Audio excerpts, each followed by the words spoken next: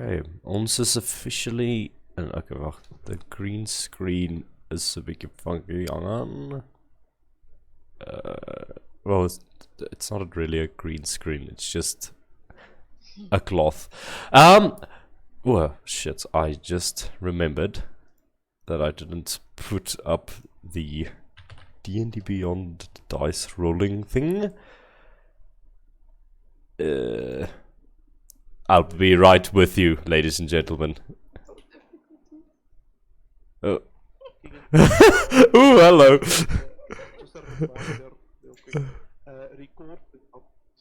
Yeah, no, I have sorted that at the. What the?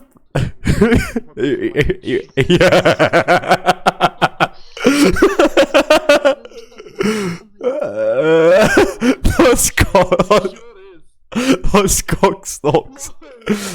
Wait, I'm just gonna try something real quick. Why are you like this? Sorry, I'm speaking to a program, not you guys. You. That's what I tell myself in the mirror. Oof. Okay, wait. I'm just gonna do this. No, not that.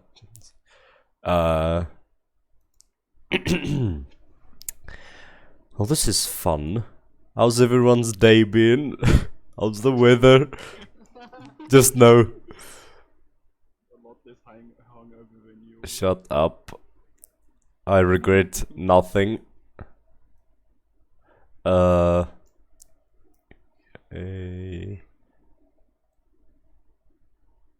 Oh. Ladies and gentlemen, we got him. Yeah, how many, do we actually have another viewer in the chat? Or am I just speaking to these morons? We do have viewers, just maybe not people who want to talk. Oh, okay. Keep your secrets, it's fine. Get out of here. Please don't go. We're desperate. Okay. Anyways. Don't take it seriously. You're all. That's my secret. I'm always serious. But that doesn't make sense. Anyways, ladies and gentlemen, welcome back to the Brass Gasconade. This is episode 2 of our first ever live Dungeons & Dragons series. I am your humble host, Keegan Duplessis. I'll be your overseer for the evening or morning or midnight or wherever you're watching this from. Ladies and gentlemen, once again, to the right of me, we have Hugo Esterreizer. I think let's just go around the table. Each of you say your names and the character that you are playing. We start by Hugo and then we go Silas and then we'll go down. Please go.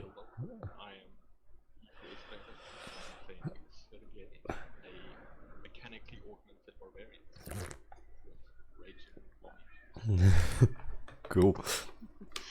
Silas. I'm Aiden Cade, and I am playing Silas. He is a fighter, elf. Yeah, he's a very preppy fighter. Cool. Grant, if you please. Hi, my name is Etienne. I'll be playing Grant, who's just an average Londoner. Average. London painting blood. I should have been the rogue with just the knives and everything. Alexander, if you please. My name is Stefan Schoenfeld. I am playing Alexander, also a mechanically augmented barbarian, and the older brother of Sergei. I'm also taller, which is important. Yes, inferiority complex. Anyways, Solon, if you please. Hello, I'm playing Solon Seclay. My name is Zach. My character is a Oath of the Twin Sons Paladin. Cool. Vox, if you will kindly enlighten us. Thank you. Laura, if you please.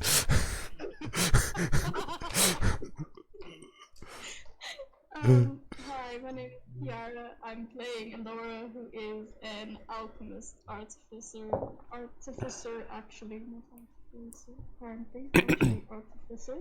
And yeah, if a bubble had a personality, that would be Elora. Cool. Yeah. But I wanna pop off. Okay, and last but least, Shiloh.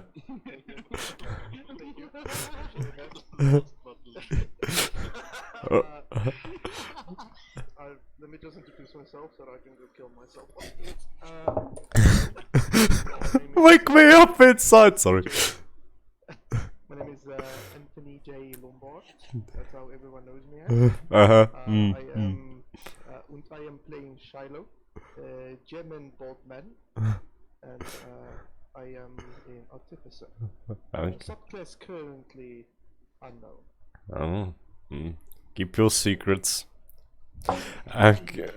And yes, with our guest star, of course, me, Sylvester. Hello, everybody. Played by the himself. Go. Thank you very much. Also, may I introduce to you my mechanical monkey clockwork. Okay. Okay. Okay, cool. Ladies and gentlemen, I think we're ready to do this shit. See you in a bit.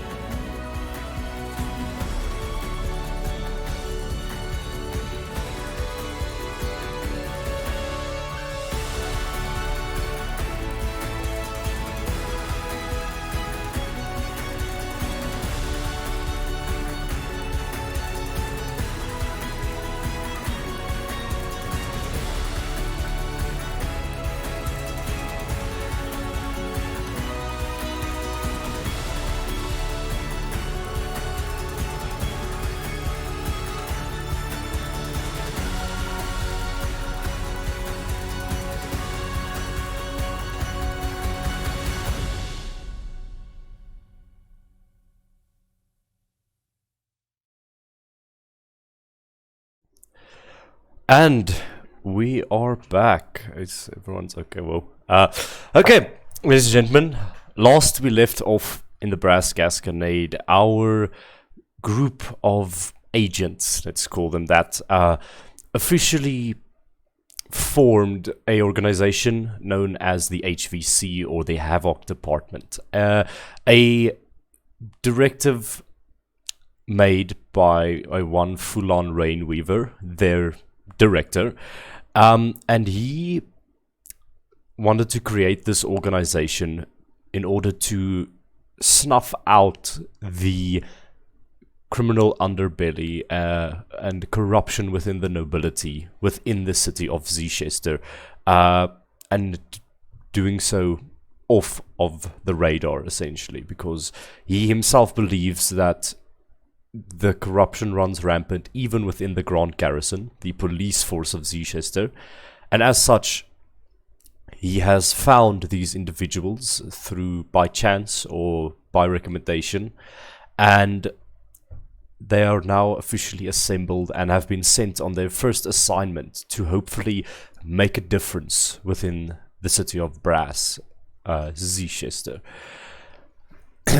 You all, the first assignment being, you all had to acquaint yourselves with local businesses or people that are in your immediate area, as to start building up a network of information gathering in order to find these points of corruption and sort of figure out what they're about in order to just figure out what they are and to stamp them out eventually. There were 3 places in question that Mr. Foulon wanted you to specifically look out for, which are the Toad Princess, a tavern which is actually connected to the building where your hideout is in, Hilda's Hutch, a general goods store run by a elderly gnomish woman, and also True Steel, which is a smith, also run by a older gnome individual with massive arms. A few rumors were gathered here and there. You discovered that Hilda's Hutch was... Oh, oops, nope.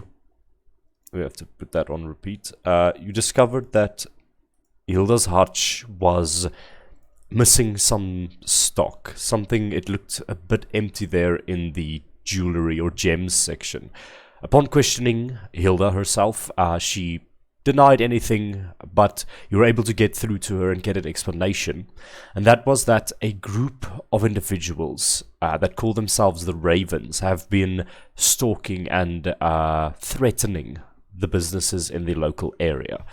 And they have specifically come after all of the green gems that Hilda possesses. But from there, you couldn't really tell what their motives were or anything, only that they were periodically stealing these green gems and threatening to attack or potentially harm Hilda's store if she doesn't provide them with a constant supply of these green gems.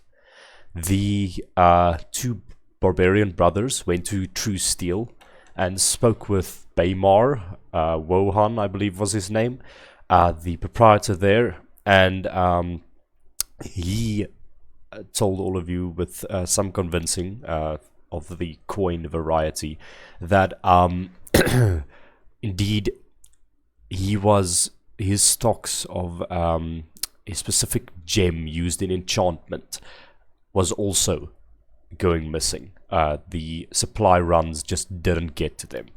And it was revealed that these gems are indeed a natural gemstone used as a storage mechanism of elemental magical energy. It is known as Eulari. It is a light greenish colored translucent gem. And with some history checks, you also discovered that House Rose, one of the noble houses, are the main producers of this, and that indeed there's a business known as the Rose Corporation that creates these elemental storage gems, essentially. And you also went to the Toad Princess. You discovered there that the Ravens, this group that you're after, they place marks on their targeted buildings in the shape of some sort of a raven, or you're unsure, you haven't seen them before.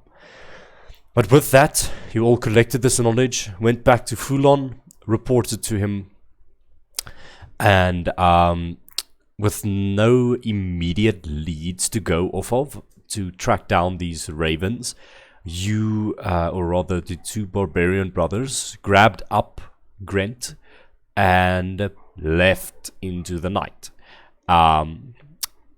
And I think where we're going to pick up is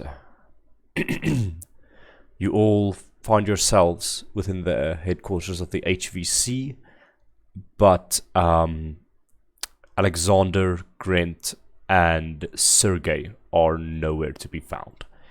What would you guys like to do? Sorry, what time did you say it was? Wait, hang on. I think the Discord audio isn't working again. Just give me a moment. I don't know why this breaks the whole time. Party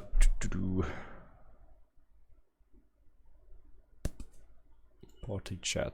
No. Discord audio. Yes. Thought I fixed this last time, but apparently the universe hates me. Yeah, I think so. Yeah, it's not showing up. Say something quickly, guys. Bleh. Okay. Okay. There we go. Ladies and gentlemen, you find yourselves without two barbarian brothers and Grant. What would you like to do with What time is it exactly? Again? It is Sorry? it is getting close to well, it is sunset now. Within a few minutes the sun will be over the horizon. It is later at night, and Solon is starting to slowly shrink down without the presence of the sun. I would also just like to remind you that Vox is trailing behind the barbarians at the moment. Okay. Vox is also then, in this case, not here. You guys have anything specific to do? I think Silas would just go to his room. Just silently slip into his room. Okay. Not saying much. And what was that? Can we maybe get like, is everyone still in their rooms? Like, are we just waking up? No. This is the same day. Night, at least. Yeah, it's the sun is beginning to set on the same day as where you went out to these three various places to gather the information and speak with people. It is the same day. So the pebble hunting happened today. But you are all now, I would say, walking up the stairs of the HVC, and you notice that the barbarian brothers Grant and Vox are not present.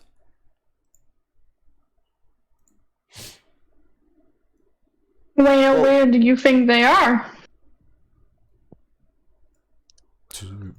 Who are you asking this? The group, the people that are there. So we have Silas, Solon, Shiloh, and Laura, who are here. Oh, Shadow's in his room. He's Okay. not. I remember Solon also went back to his Is room. it still in? Okay. I mean, I guess Silas would still be next to her when they walk up the Yeah, stairs. you're all walking up the stairs now after this mission, so you can converse as you will. Well, what do you mean? Oh, are you talking about like the big guys? Oh, and Grant. Oh, I don't maybe like the. maybe they just went to do something. I don't know. No. Maybe like a chat. Maybe, but do you think Grant would be comfortable with two people like that? He was scared of you and me, but he seemed quite anxious. That's true. I'm sure you'll be okay. I mean, they're in the HVC as well. I don't think they will do anything rough to Grant. And I mean, Vox is also gone. Maybe he followed them. But yeah, I really need to go to my room now. But we'll talk later. I need to go do some things. Sorry. Yeah. And Silas goes up to his room.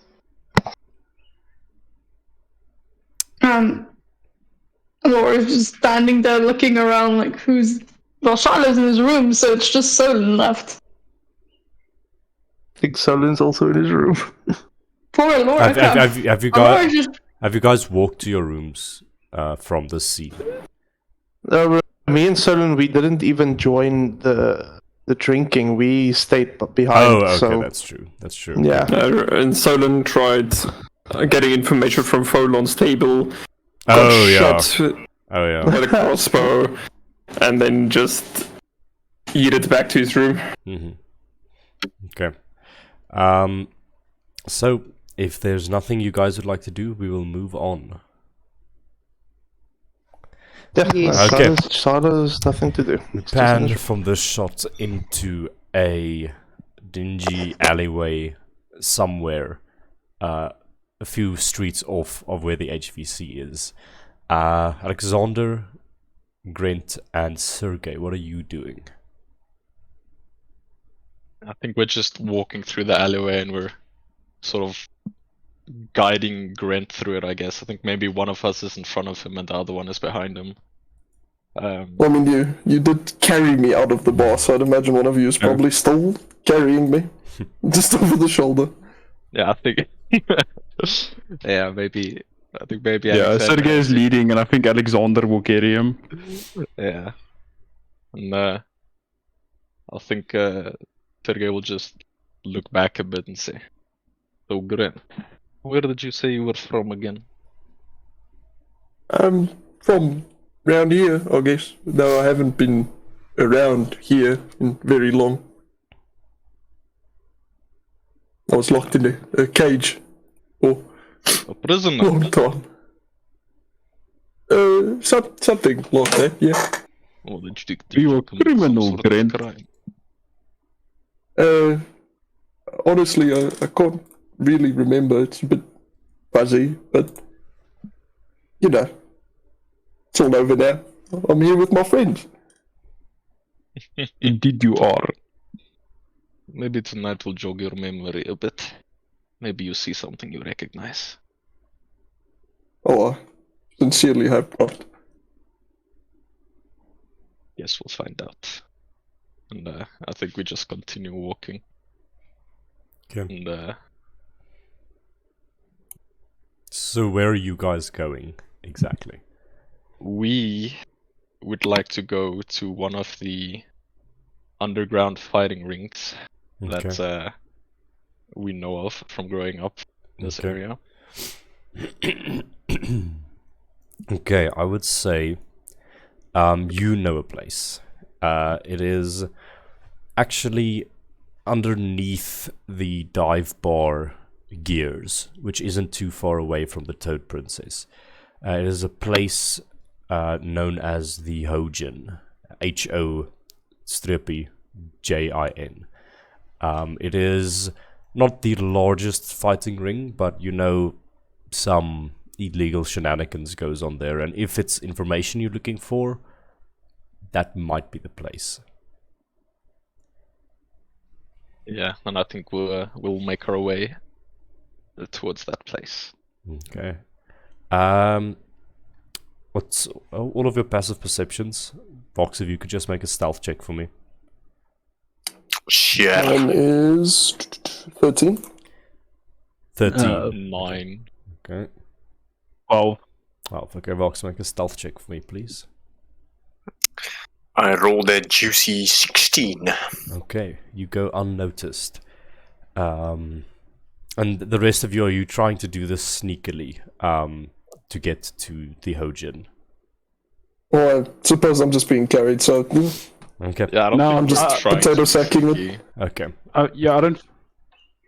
Okay, no. We're not going sorry. to cause an abundance of noise. But Yeah. we're not Okay, fair enough. trying Yeah, we to just- sneak. Fair enough. So you sort of walk through the streets. You're walking over one street, and you just see a battalion of 3 Grand Garrison officers walking by the street. They just stop for a moment, eye you as you walk past. No big deal, it seems.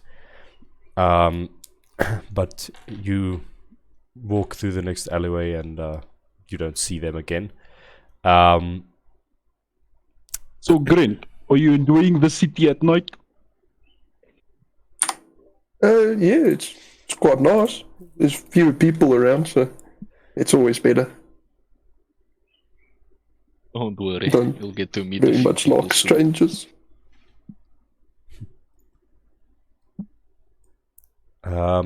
So yeah, you walk You through. hear random ominous thunder in the background for no reason.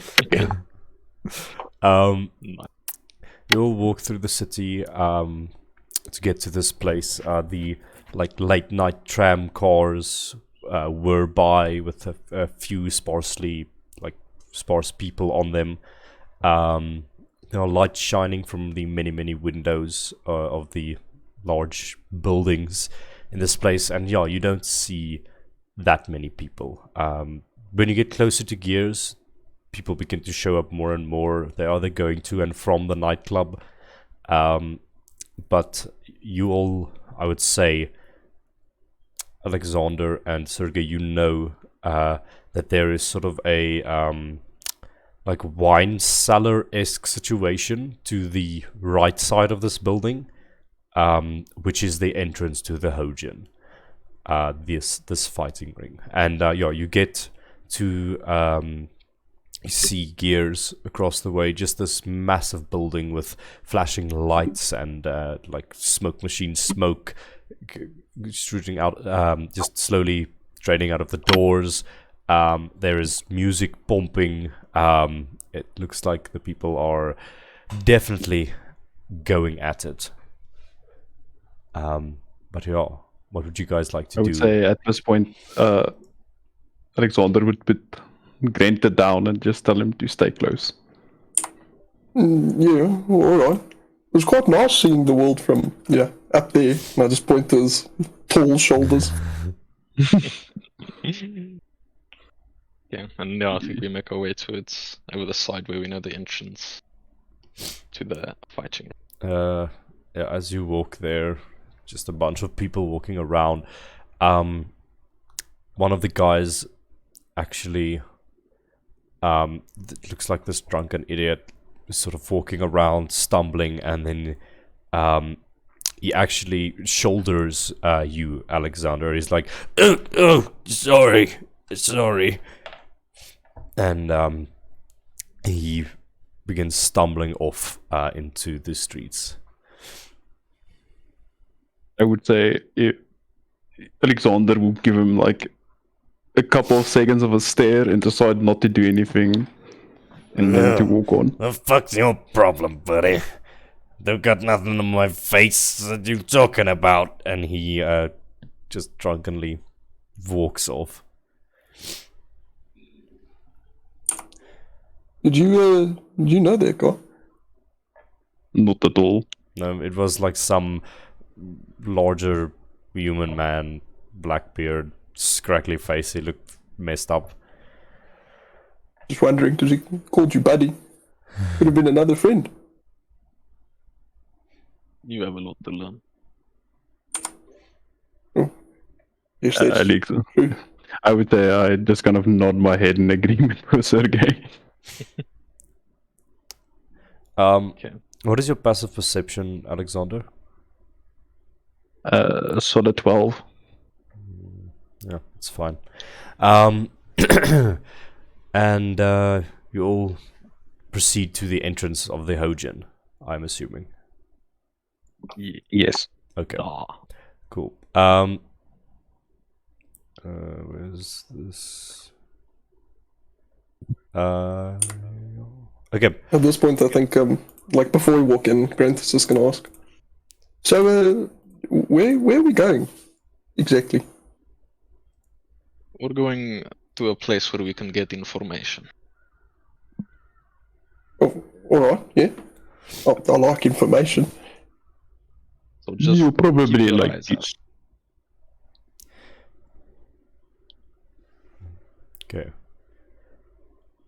As you walk to the side of the building, there is indeed this, at a 30-degree angle, two large doors, like a wine cellar almost, at the side of a building. And yeah, it's weird. There's no handle to pull it open. There's also no keyhole or anything. It's weird. But you know, you just have to knock on it, and I would say utter the phrase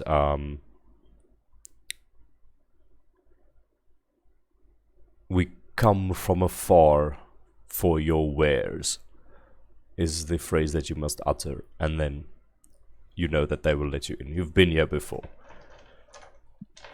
I just like lean down, my arm on my leg, knock on it. I say, "Come from afar for your wares." Oh, and information. We came for information. Alexander would like lightly punch Grant on the shoulder. Like, yeah, Yeah. don't reveal a cord like that. You hear from inside. Just a moment. Right. You hear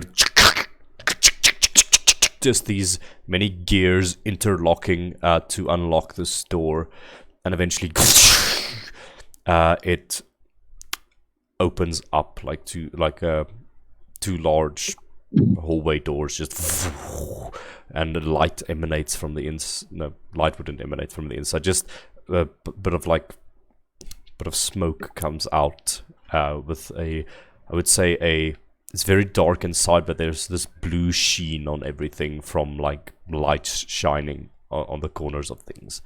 But it is open to you, and within the inside you see a like lanky, thin-looking individual, just with a massive ring of keys that he's just holding in his hand, and he's like, "Right then. Oh, Alexander and Sergey. What's your guys' nickname again? The like blood butchers. The Iron Butchers. Oh, the Iron Butchers. To what does I owe the pleasure tonight? Come for a fight, boys? You could say Always. that. Oh, well, please come through. Evander will be quite happy to see you." And he walks inside. You know Evander to be the proprietor of this place. Yeah, I think we follow him. Okay. We just step May aside. I do a perception check to see if I heard what they said to each other? I'm gonna ask actually for another stealth check real quick, Vox. Okay. Maybe you slip and fall off the roof, you know? That's not very good. Uh-oh. What is that stealth? Ooh.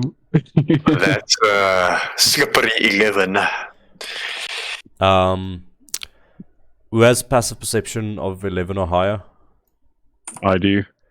Same. Alexander and Grant, you hear a... so what happens is, Vox, you sort of are skulking behind the corner.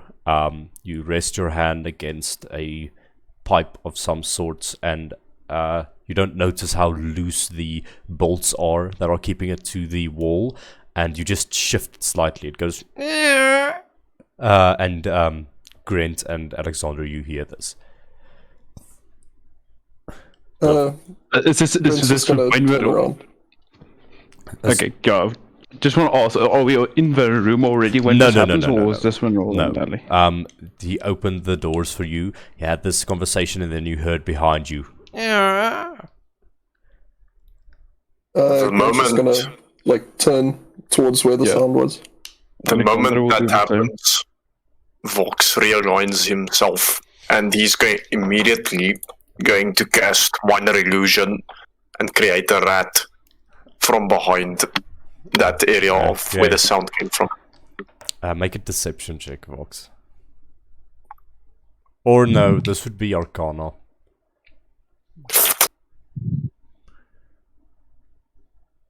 Okay. That's a nasty 18. Okay, yeah, you create a very lifelike rat.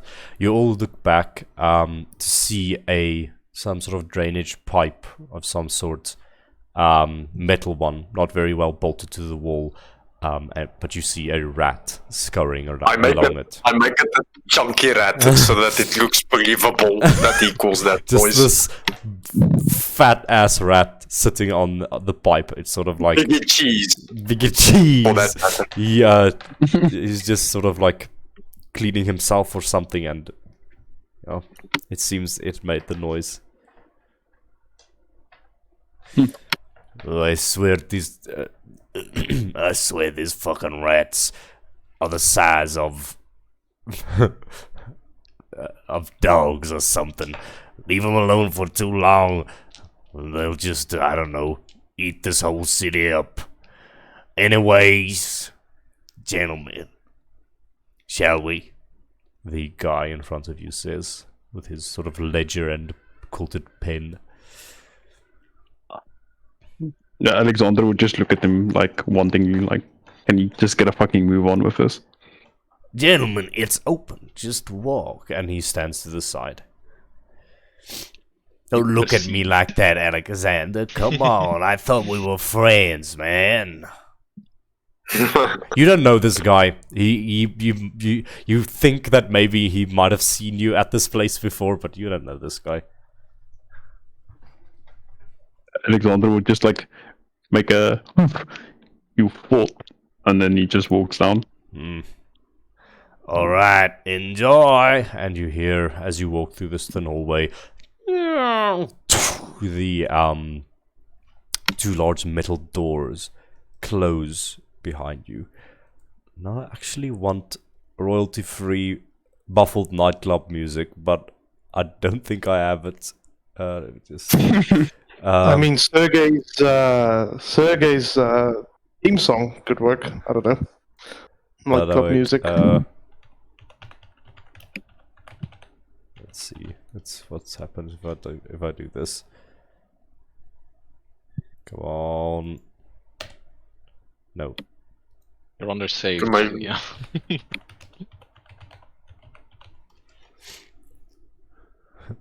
I don't know.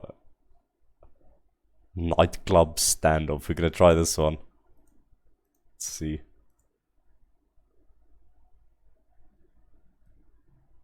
No. What? Not quite. Thick vibe. The perks of royalty-free music. Yeah, let's go with this. I like this. Just put it a bit softer. So, you all walk through this, and this is what you hear. First it's silent, and then it gets louder. And until you arrive within this underground fight club you all know to be the Hojin. The city doesn't know that because it is illegal, this place. It is... As you walk in, there are just a bunch of people.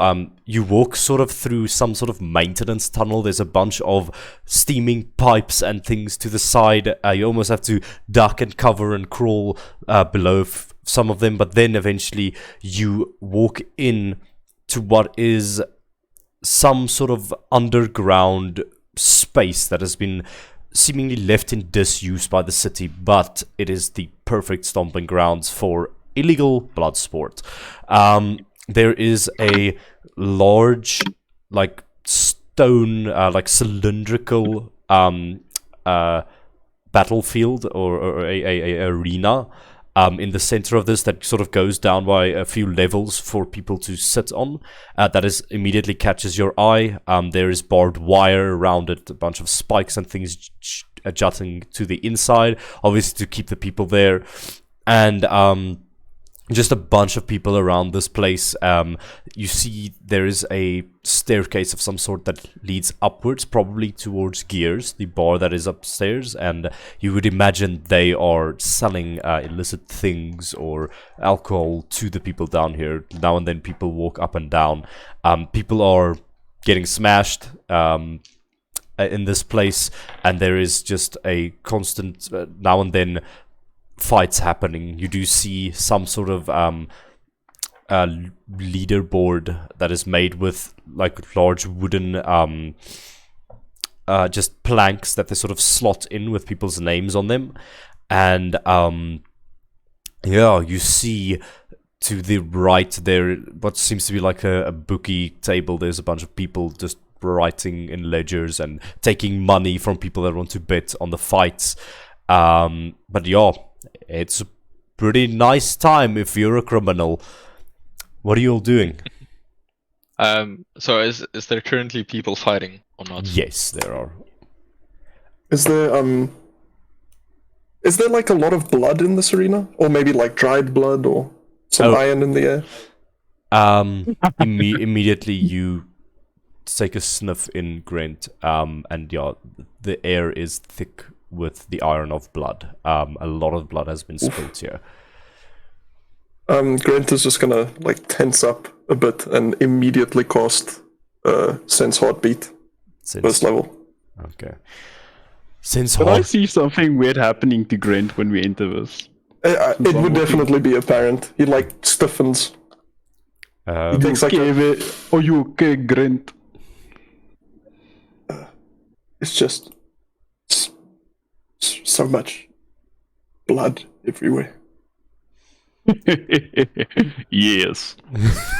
Before the night's done, there will be more. More. All right. Just stay close. Okay. I'll plan on it. Don't worry. Okay. We'll begin walking through this place. Your sense heartbeat goes off. Obviously, a lot of these heartbeats are. I think make a perception check for me, but this is going to be like a feeling the heartbeats perception check. Sure. Because what you pick up is a lot of fast-paced heartbeats. Some of them are on highs and things. Their hearts are beating faster. They're having alcohol.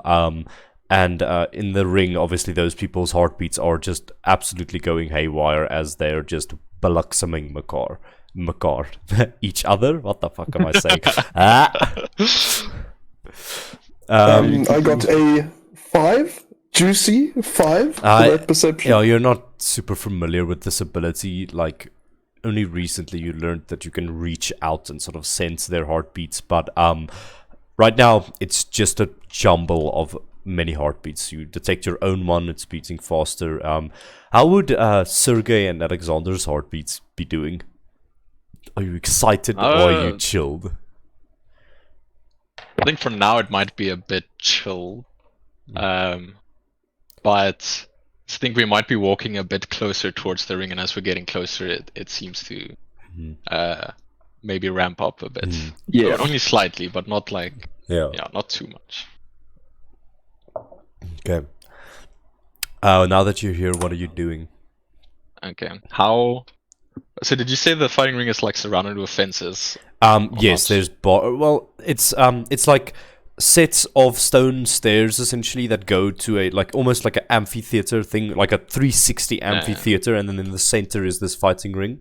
And then at the bottom there's not so much as a railing, it's just sort of like the stone end. There's a little railing to protect the people, and then at the bottom it's just like barbed wire and wooden spikes that are just jutting into the inside, almost like a bear trap of some sort. Okay, and how battered and bruised do the two people fighting in the ring? They've been slugging it out for quite a while. You hear some sort of announcer go, oh shit, random name generated, give me a moment. It won't matter in a second, it's fine. You see, actually, I got another name of the one guy. You see just this absolute behemoth of a man. He's only wearing some sort of harness thing. It's like, he's shirtless. He's massive, this guy. And the other guy is a bit not frailer, but notably smaller than him. Wow, these names are so bad. Ladies and gentlemen, I think ladies and gentlemen, there he goes, the underdog for the evening. Torsten throws a punch. Oh, and now, there comes Howard with the counterattack, and you see. He refers to this massive guy is Howard. Howard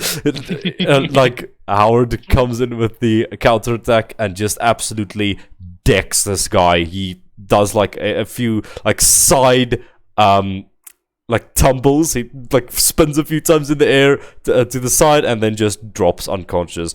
Ladies and gentlemen, how about that? Well, I'm not really surprised. Howard is on a rampage. Ladies and gentlemen, if you'd like to take on the beast of the ocean, please come now. Give us your money and try to beat him. You see to the side, people are going wild for this Howard individual. He sort of stands up. He has like a horrible underbite. His teeth at the bottom protrude to the like over his top teeth. He has like a mustache and a shaven beard. But you can see the fluff is beginning to come back. He has a massive scar to the right side of his head, which just sort of cuts through his hairline. There's just not hair growing there. And just this massive guy like grunts angrily as he walks off the stage as a few medics or whatever is the criminal variant of a medic come up to the other Torsten guy, begin taking care of him, and you see Howard walk off and go sit there. There's like some smaller like older guy there, and he's like chatting to him. Maybe he's like the coach or the proprietor or something. But you see this small like say just small human person with like a bunch of rings and things on there chatting to this side. Okay, what are you doing? Yeah, so I think at this point we're like at the very edge of like the stone steps. And then I think either me or Alexander, probably Alexander, picks up Grant, and then we would just like to jump into the ring. All three of you? Yes. Okay. Yes. Hold on. Wait a minute. Okay. I'm assuming we just jump. Okay, so you all three jump into the ring. There you go. And we have Grant over here. All just jump into the ring. Oh, ladies and gentlemen, look at that! I don't believe these people have even registered for this competition, but it seems that they're itching for a fight. They're regulars here, folks. That, believe it or not, are the Iron Butchers, Alexander and Sergei themselves. And the crowd sort of hushes and begins speaking amongst each other. And some other guy. What are your intentions, brothers? Grant just like slowly lifts his hand and just waves to the crowd. I want to say like he's being held like under like my arm, being cradled a bit like a rugby ball. Yeah. Under your arm. Okay. I think Sergei would like walk towards the center and maybe like just lift his hand towards the announcer in a gesture, just to like just shush. I want to say something or whatever. And he complies to you. You see this. I would say he is this very tall, man with a pencil-thin mustache, fancy like steampunk-esque clothes, a undercoat, a pocket watch, a large top hat, with one of those like old-timey mics that just like blares out over a gramophone. You know this individual to indeed be Evander Clovis. He is the proprietor of this place. Well then, Sergei, you've come back to grace my halls once again. What are your intentions here, walking into my ring? I think I just ignore him and then I look to the rest of the crowd and I just yell out, "Ladies and gentlemen of the Hojan, we come to you tonight with a challenge. Oh, I challenge any and all of you that have information about the group calling themselves the Raven. If we win, you tell us what you know." And I look towards Alexander. And then at this point, Alexander would walk up towards the center, and then with one hand, I think he would like pick up Grant and like show him towards the crowd. And if we lose, you get him. Get. Okay. And then, after that, I would like put down Grant. I was like, "Don't worry, we don't lose." Can I keep an eye out now for when I said the Ravens? Can I I was looking at the audience. Can I see if anyone made a move or stirred when I said the name the Ravens. Make a perception check. Perception. by the way, Trash. while they're doing that, I think by this time Vox would have made his way to the entrance Okay. of the place. Okay, as you're making that perception. On that note, actually, how far is the entrance from where we are now? Would I be able to sense Vox's heartbeat? Sense heartbeat I'd imagine is... I'd understand. What is the... It's a 60-foot range. 60 foot. We'll get to that just now. We'll also get to the perception check just now. Vox, you are still outside. The doors seem to be locked. What are you doing? How are you going to get into this place? So, as far as I understand, there was a person standing outside. Not outside. He was. So it was these two large metal doors at the 30-degree angle. They were closed, and then you heard the brothers knock on it, say, "We come from afar for your wares," and then the guy opened it. There's someone inside, just at the other side of the door. Okay. I think Vox will try to imitate their behavior when he gets to the door. Okay. So he just kind of walks up straight to the doors, and just his hand is unveiled from his cloak, and he just politely just like knocks on the door. Okay. And right after that, I'll just cast minor illusion again, and this time Vox will kind of there's this scratchy sound coming from underneath his mask, almost as if there's a voice emanating from it, and you just hear this muffled voice from underneath his mask, which almost sounds like it belongs to him, and he just says, "We come from afar for your wares." Oh, that's Pascal, and I would imagine it almost has like feedback and scratchiness, like a old record or some kind. Just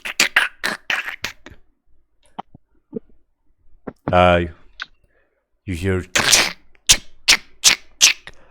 and the door opens up, and you see this scraggly, thin individual with his ledger and his pen open up. And he looks at you and he's like, "Who's the fucks are you? I haven't seen you around here. That mask. Take it off." Vox is going to give him a death stare, almost to make it look like he's offended by that request. And I'm straight up just gonna do an intimidation check on him. Okay. Make an intimidation check. I'll make a wisdom save for you. You sort of just like inch forward into his face and just like scare him. He jumps back a bit. All right, buddy. Just because you know some sort of phrase, well, technically that is how it works. What is your jurisdiction? What are you coming to do here? Strange masked individual waltzing into the club this time of night? Who are you affiliated with? I think Vox remains silent for a moment, and he just kind of, his head tilts down towards instinctively tilts down towards one of his gloves, and he just kind of feels where the tattoo is of the dragon, but this time it's not there. And he kind of looks up at him again, and you once again just hear that scratchy voice from underneath his mask. It's almost like someone having a hiccup for a few seconds, and then it just, after some silence, he looks the man straight in the eye, and he's just like, "I've come to make some money. I don't see anything wrong with that." Make a persuasion check.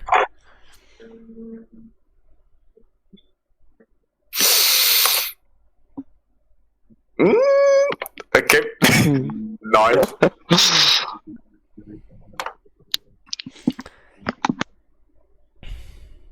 He just like narrows his eyes. Takes off the mask, and I might consider it. I don't know who could be skulking within those robes. Might be an enemy of our dear proprietor, if you please.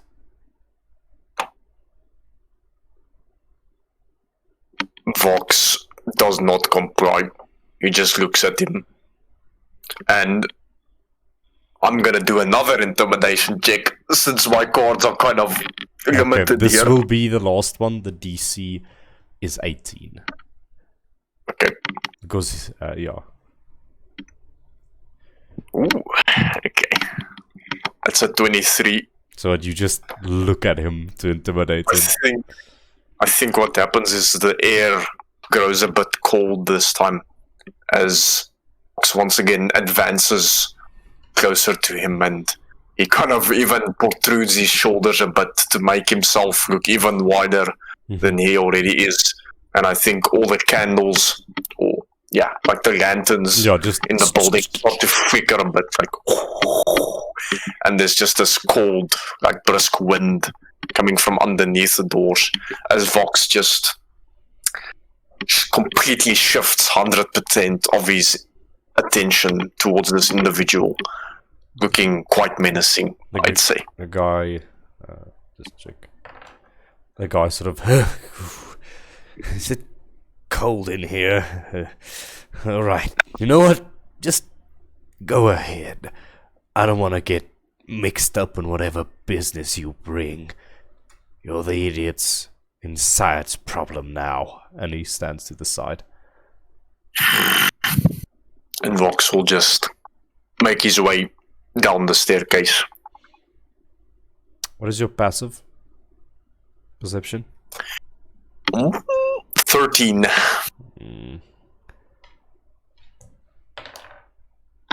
You see, as you walk by the hallway, you hear muffled voices. Oh, no, just muffled voice, and you look back, and you can see this individual has taken... There's some sort of brass pipe on the wall that opens up, and you hear him speaking into this. Okay. Vox, he turns around and looks at the individual for a few more seconds. I don't know if the individual notices him after he did whatever he did, but the guy sort of turns back. The guy sort of stops and just smiles, stands up, enjoy your night, and just awkwardly waves to you. I think Vox just swings around without a noise, and he will very elegantly proceed to the entrance, trying to draw as little attention to himself as possible. Okay. Can make a stealth check for me. That just to generally hide yourself with amongst all of the people in this club. Ooh, okay. Okay, yeah. You are completely unnoticed in the club. But this time we cut back, and Grant, you sort of you like almost perk up when you sense Vox's heartbeat in this place. I just look in that direction and you don't see anything. just try and I silently prayed to be let out of this.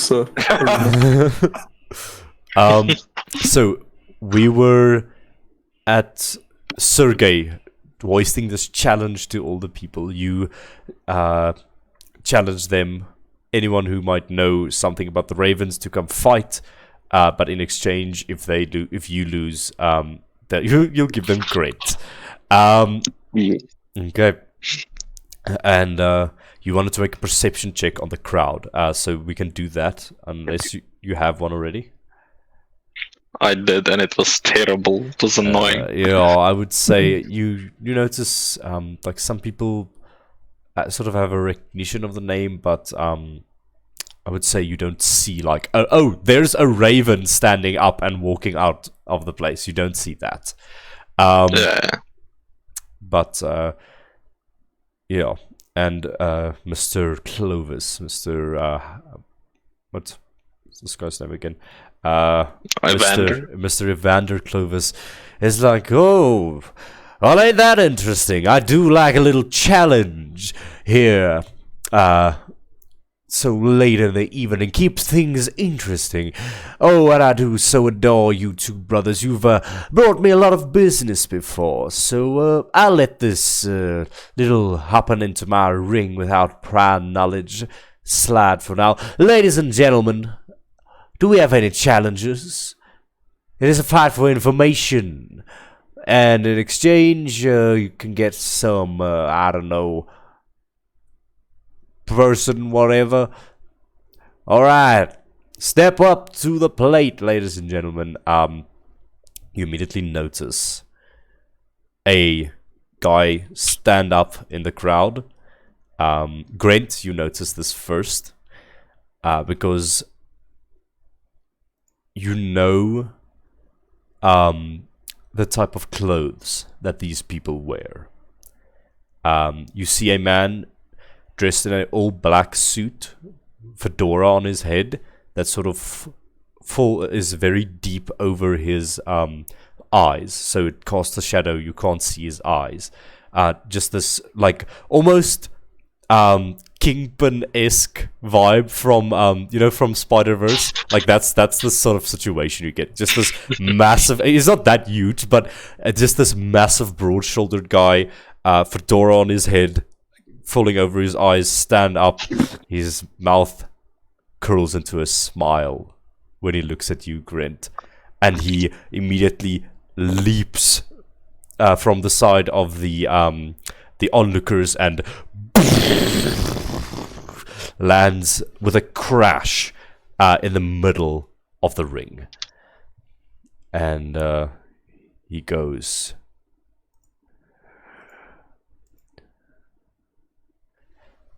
My, am I not fortunate today? The little lab rat came to me. Oh, I'm gonna enjoy this promotion so much. Hello there, little lab rat, as he looks at you, Grant, and begins to sort of move closer. I'll never go back. You hear me? Never. And then I'm going to cast. What am I going to cast? I'm going to cast Conjure Blood Weapon. Okay. And make a dagger. Okay. You. How does that look like? Give us a bit of a word salad there. How does the dagger appear? As Grant says this, I'll never go back. He just digs his nail or his nails into his forearm and just rips sideways. Like a gush of blood just comes out, and as it streams like into his hand, it just forms this sharp blade. Okay. It's like the blood just runs along and then freezes to form this. A blood dagger. You all watched Grant conjure a dagger out of his blood. Please take the damage associated with that. Remember, it's same damage equal to the spell level. This is a second, so 2 damage. And he smiles even brighter. Well, I didn't know you could do that. And he rushes you. I would like everyone to roll initiative, please.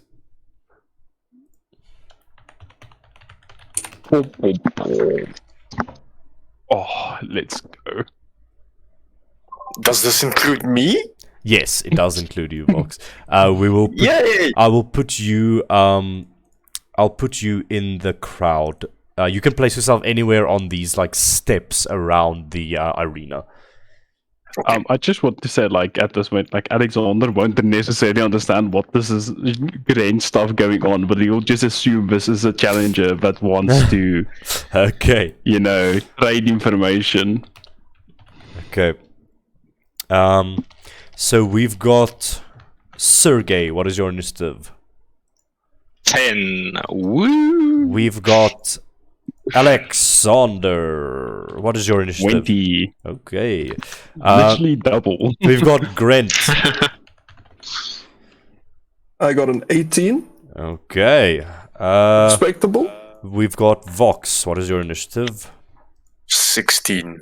Okay, and then we have the mysterious member of some organization that only Grant seems to know. Vox, you would actually... No, you wouldn't. But, yeah, that is a... Ooh, that's not good for you guys. Okay.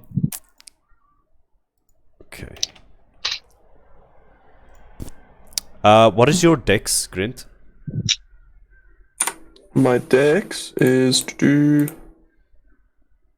17. 17. Okay. You go... Okay, cool. As this individual approaches you, Alexander, you are first to act. Just this absolute behemoth of a individual, full black suit, black leather gloves on, like full on like mafia strong man. This is a sort of situation. Well, yeah, okay, so in this moment, what will happen is I'll see this man jump in. My hand resting on my staff, I would like pick up my staff and like throw it in the air and grab it by its base, and my like cane would extend, and the gem on my left-hand shoulder would start to glow extremely bright, and a blade would form on my cane. Okay.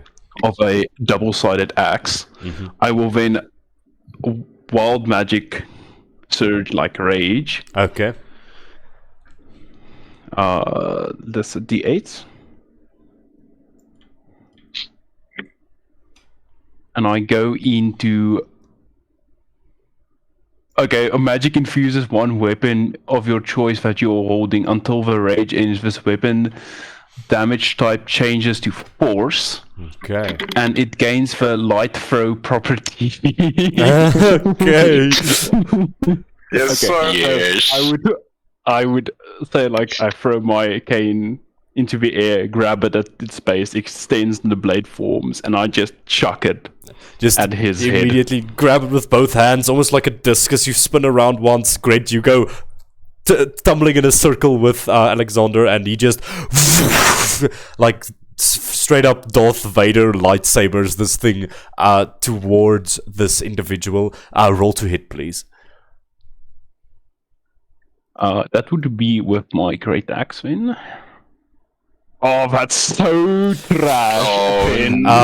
You watch this individual, as the axe flies towards him, he raises his right hand and slams the axe out of the way, and you watch his suit tear to reveal metal below his sleeves.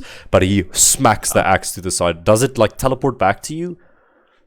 Let me actually read that. I'm pretty sure with normal rage, if the weapon leaves your hand, the weapon reappears in your hand at the end of your current turn. Okay. So yes, it reappears in my... So he whacks it to the side. It clink, clink, clink, clanks to the ground. You still have a bonus action and movement left. I would the bonus action rage.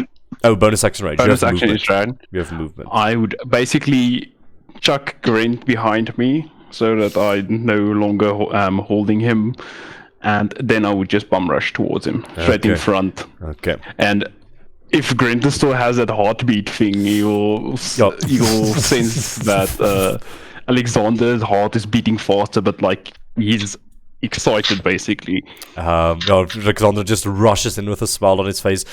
Great, you notice that the heartbeat of this individual that Alexander is now fighting is quite calm, actually. It's just like oof, oof, oof, oof, oof. Eerily so, as you know, the Dalferos to be. After that, Grant, it is your turn. You are plumped on the ground, and Alexander rushes towards this individual and sort of locks hands with him. Just they're in this sort of stalemate now with each other. What are you doing, Grant? I'm just going to throw this dagger. Question though. Yes. On the spell, it says 1d12 plus strength. Is that correct for a dagger? No.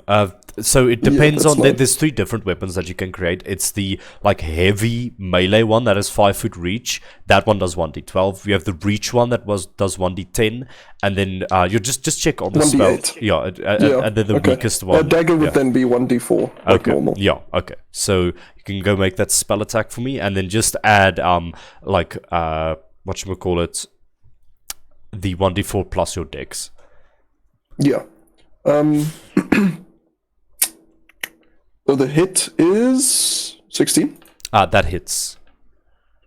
Wonderful. Damage is 4, which I heal back since it is a blood weapon. Okay. I would say just to note, only Or melee. would you like that to be like melee? Yeah, okay. I believe I put it in the spell. Only melee weapons, blood weapons, heal you. But you conjure this dagger and you chuck it at the person. It sticks into his like shoulder area. That 4 damage. He looks quite unbothered by that. He's just like, he's learned how to fight. That's not how a lab rat should behave. As he just sort of like wipes the dagger off, like plucks it out and just chucks it to the ground. And when it hits the crystal Before blood. he does this, apologies. Before as it strikes him maybe in the shoulder or so, I'm going to bonus action drain. Okay, yeah. And just pull the dagger back. Okay, so the dagger in like sticks a liquid form. That's awesome. So the dagger sticks into him, he goes to reach for it, and it just liquefies, but also pulls some of his blood back at him. He makes a con save, right? Yes, he does. Con 14. He fails. Oh, wonderful. That's 1d4 plus 4. 8 damage. Yeah, and you also heal for 8. Or half of that, right? Yes. Just make sure. Well, let me just see. Make sure. No, it's just 8. Heal for 8. Okay, cool. Blood gets pulled out. It's weird.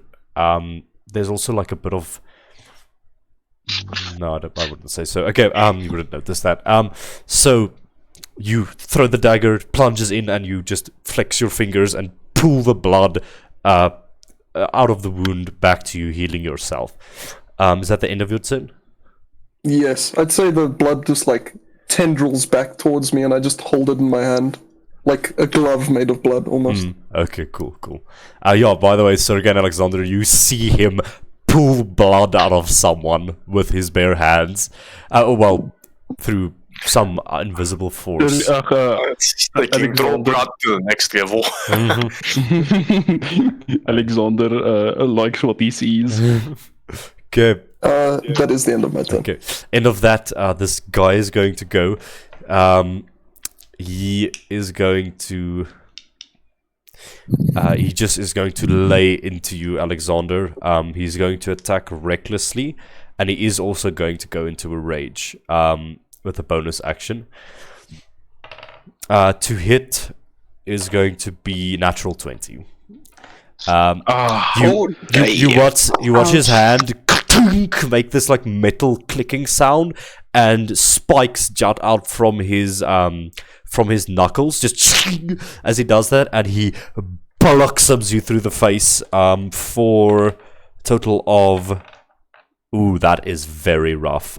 That's going to be 21 points of piercing damage. Reduced for you to 10 as he just whacks you through the face. Hell, that's a lot of damage. If I wasn't raging, that would have been half my health. You definitely get a new scar on your face as a bit of that like metallic things in your chin gets revealed from this. And he's going just more personality. And he's going to make a second attack. To hit is a 16. So it's... you indeed take that's a 4 points reduced to 2. So just like right hook from the top, and as you like go down, he just socks you in the gut, just but that is his turn. End of that, Vox. It is your turn if you'd like to intervene. Oh, ladies and gentlemen, you hear the announcer go off. This, whatever this is, the beef that our little guest has here has turned into a full-blown slugfest, ladies and gentlemen. You can't make this stuff up. Well, please continue. Vox, you can go if you'd like. Okay. I think Vox will just... his attention is not really... Sorry, I will just note, just so that you're aware, intervening in this fight will definitely reveal you. There are many people sitting around this arena cheering for it, and there is the announcer that is looking on everything. So just so that you're aware of that. Yes.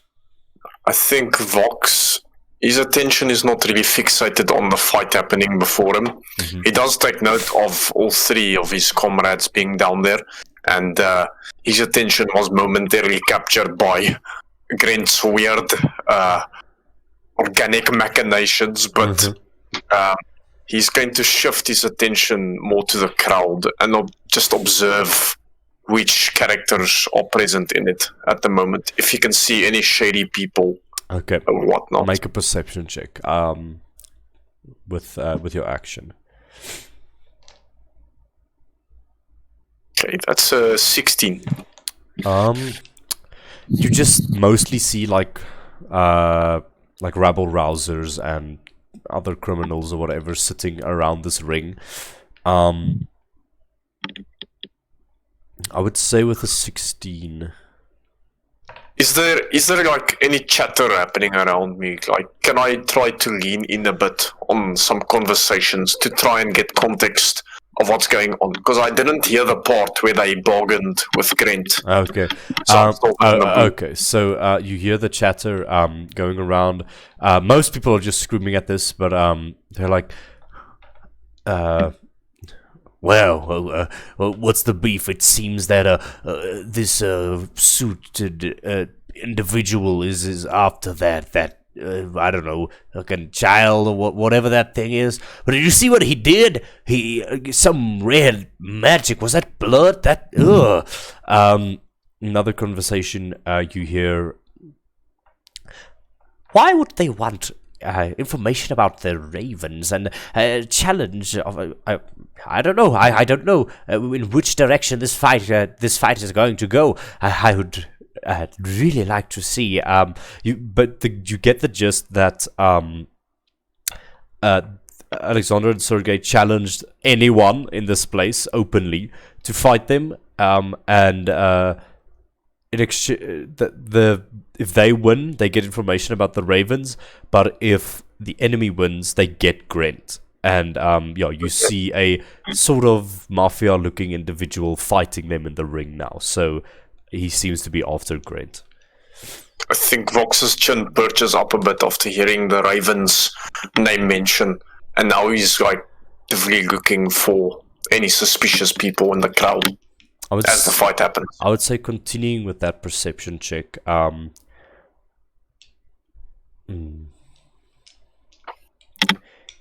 I would definitely say that you see just in the corner of your eye, also in the corner of the building, you just see someone open up a heavy door, slip out, and close it again. You couldn't see any discerning features on this person's face at the mention of, I wouldn't say so. But you just see this individual almost sneakily trying to get out. Okay. And they do so. Vox will take note of that. Okay. But that concludes my turn. Okay, cool. Sergei, it is your turn. Okay. Sergei will take off his maul and start running around the guy. Okay. And as he's running, he will also rage. Okay. And a mechanical tail will extend from underneath his shirt, I guess. Okay. A jagged-looking tail. And he will try and make an attack with his maul. Go for it. You have advantage. To start off with.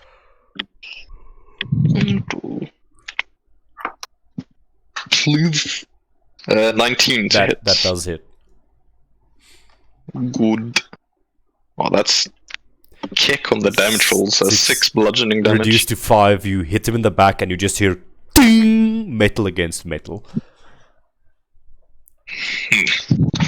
This will definitely intrigue Sergey.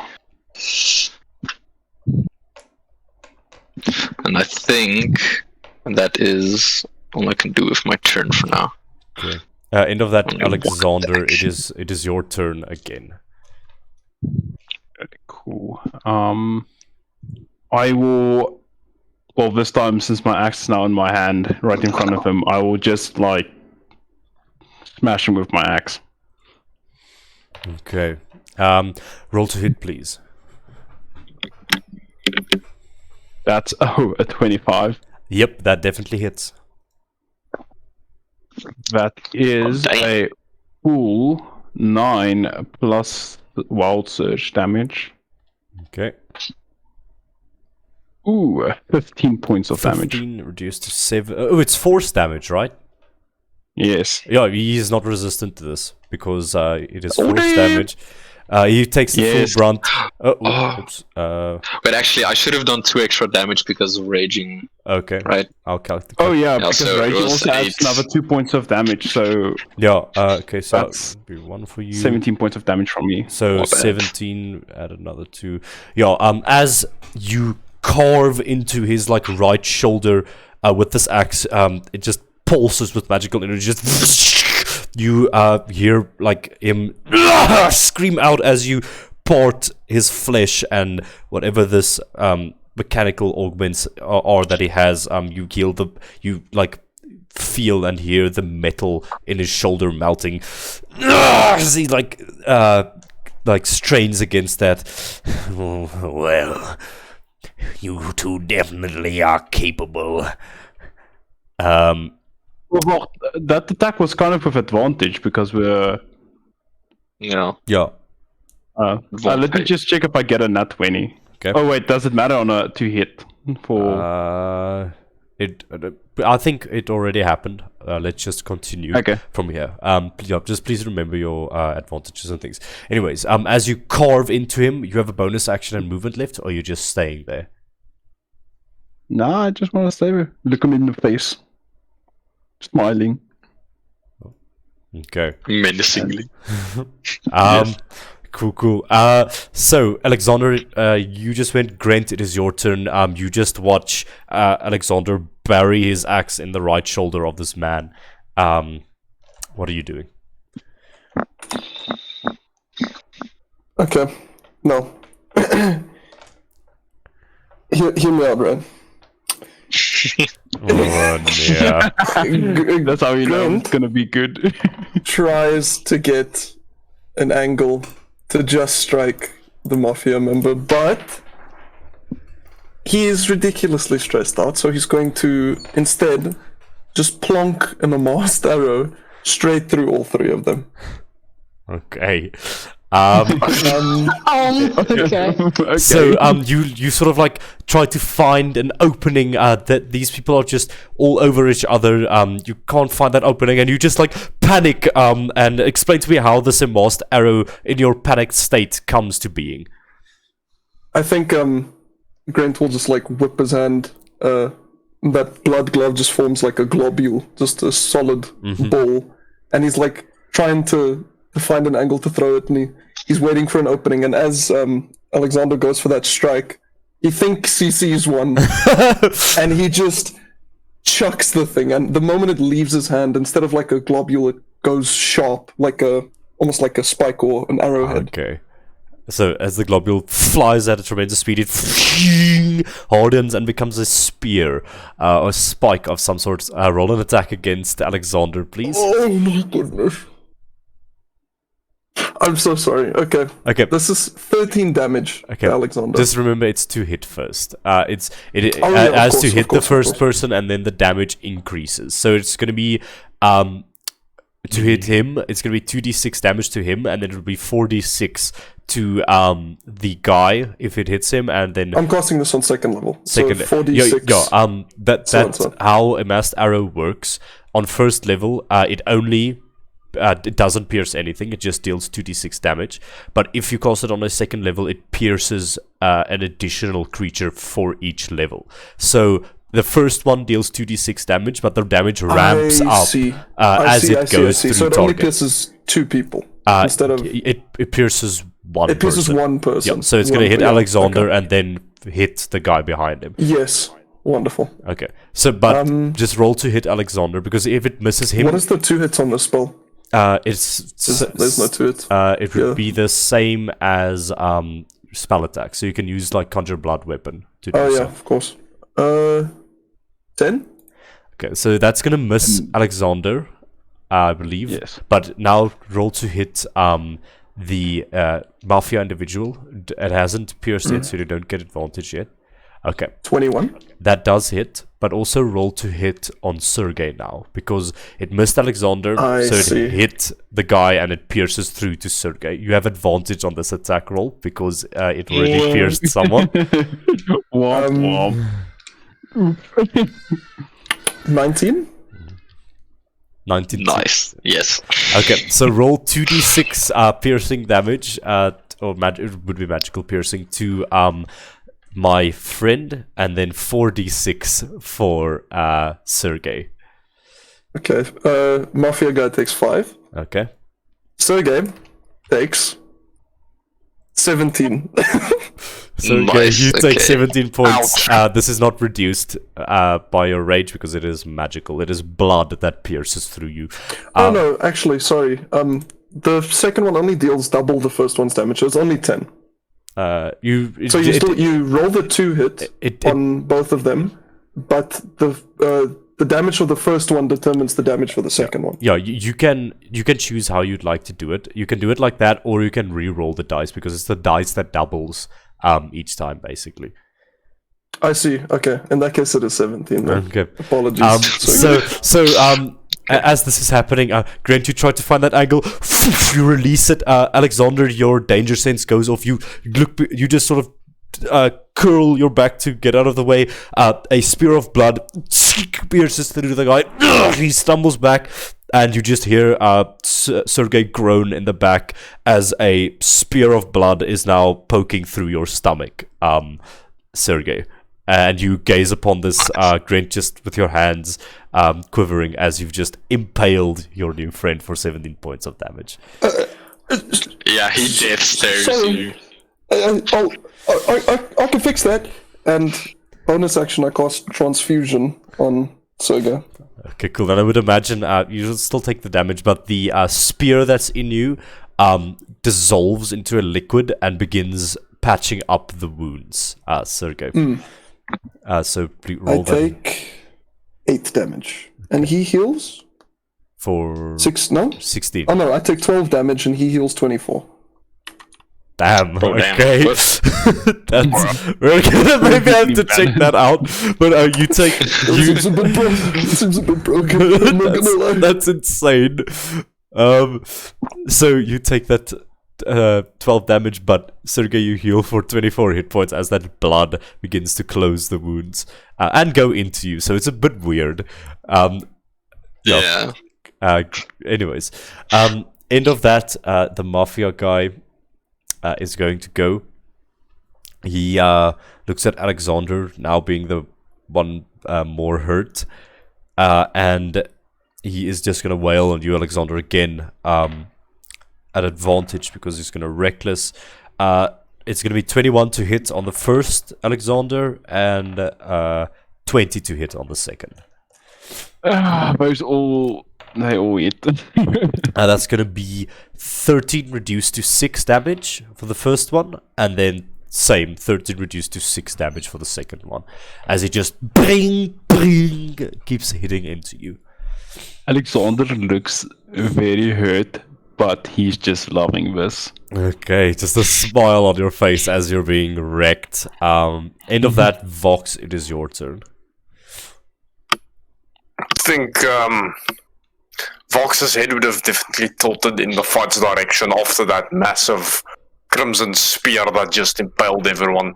I think his head tilts a bit in amusement to this. But then he shifts his attention once more, and he's going to remain in the same place and just perceive the crowd again. Okay. Make a perception check for me. Ooh, that's good. 22. I would say with the 22, you're confident that no one else in here seems suspicious. That individual that walked out of the door just about 6 seconds ago seemed to have something to do, maybe with the Ravens, because it seems at the mention of that name with the challenge, they left. So that is what you know. You know what? Fuck it. Vox is going to attempt to follow him. Okay. I'm going to walk out of the club. Okay. You doing this? Okay. You already use your action. I'll use my movement Okay, for that. cool. You begin walking. End of that, Sergey, it is your turn. Okay. I will attempt to hit him again. Can I... So I hit him on the back previously. Can I now aim for his legs?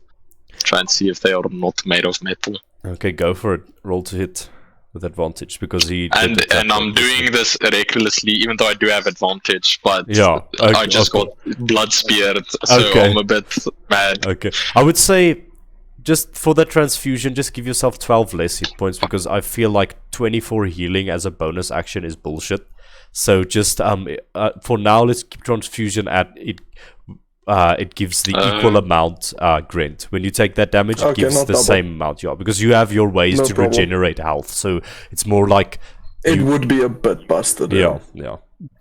Okay. Man, okay. Yeah.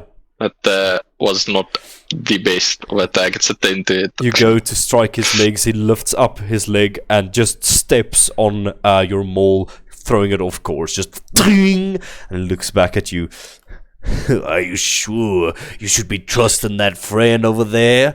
I can take him off of your hands. I got people that are paying big money to see that one behind bars. I can let you in on it. I can let you in on it. Just say shut up. How does 10,000 gold pieces sound? Damn, that's a lot of money though. No, he's too mad now to fucking listen to that. Fair enough. End of that, Alexander. It is your turn.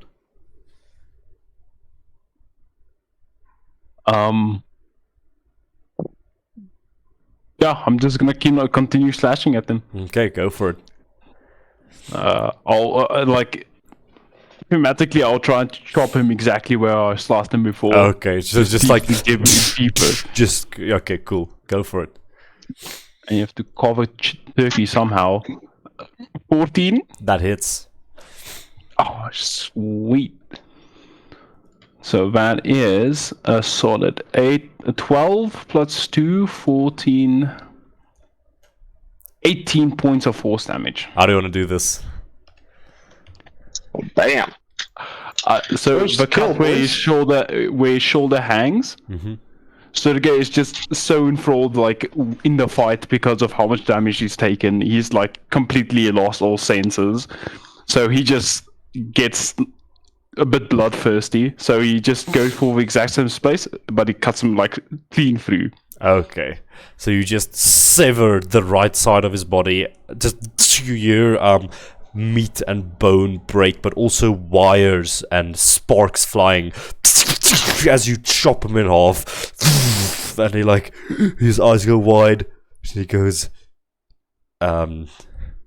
we are not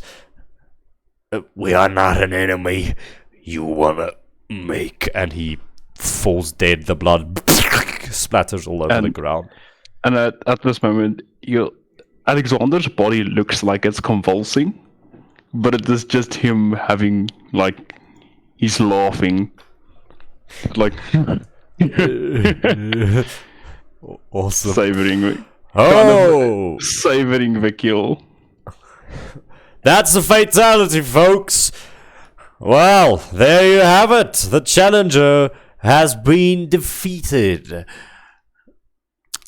Sorry to all those who betted on our mysterious, well-dressed friend over there. You'll be losing all your money tonight. Anyways, and he says, brothers, I might be able to help you out with the other side of your deal. Come see me in my office in a moment. And he walks off as the crowd cheers for that kill. Can I start investigating the dude's body? Like looking in his pockets, maybe for like notes or something, or make an investigation check. I don't know, just stealth. As you start just rummaging his pockets, Grant just goes, "Can we leave now? I really don't want to be here anymore." You can go after we get the information. Don't worry, someone wouldn't try to take you now. It's a 16 for the investigation. Yeah, you find like 5 gold pieces on him. Other than that, you actually find a shotgun on him. So that's a thing. And other than that, you actually do find a what is an early version of a photograph, just like a black and white sort of photograph of a younger Grant Drusilla. Grant Drusilla. Grant Drusilla is what it says. It is of the one you know, bald head, many scars all over his face, and it says, well, no, that's actually all that you find. Yeah. Okay. I'll stand up and I'll walk towards Grant, and then like with the picture, I'll like push it against his chest, and then use my finger to almost pin it against him, and then just like start pressing my sharp finger like against, almost into his chest, to start like maybe just hurt him a bit, and just say, "Don't ever hit me with your blood magic again." And I'll turn around and just go to wherever the exit of the arena is. Start walking towards Evander's office. Mm-hmm. I'll just take the picture while he holds it there. Sorry, not good at it yet. Then you will still see like Alexander standing there, like kind of spaced out. Oh, As I walk past Alexander, I just slap him over the head. Say, "Come on." The like gem is viciously spinning in your shoulder, but it is beginning to calm down now as the adrenaline surges over. Is Alexander like visibly bleeding? Yeah. Yeah, yes. Okay. I'm just gonna cast transfusion again. I'm just gonna walk up behind him and like tap him and cast transfusion. Yeah, blood leaves. The blood from my like wound just running up and healing his face, I guess. I would say like the moment like somebody touches, he like turns around and is like ready to punch your skull in, but then last second he sees that it's you, Grant, and then he like stops, I guess. Sorry, I can fix you up, and I cast transfusion. Okay. It's just 5. You heal for 5 hit points as the blood seeps in and begins to repair your flesh.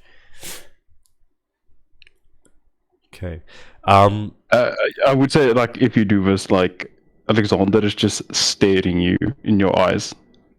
It's as if he doesn't know what to do in this situation. But after it's done, he just starts walking out. I guess I'll just hastily follow them. It's like a whoop, whoop, whoop. Okay. As that is happening, Vox, you walking out of the building to follow this individual that you saw. Yes, sir. Okay. You head to the door. I What walk do you at a do? very steady pace. Okay. Kind of like speed walking a bit.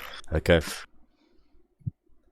And the moment, well, I don't know if there's anything that's going to happen before I exit, but I make my way towards the streets. Mm-hmm. Okay. You begin heading out, and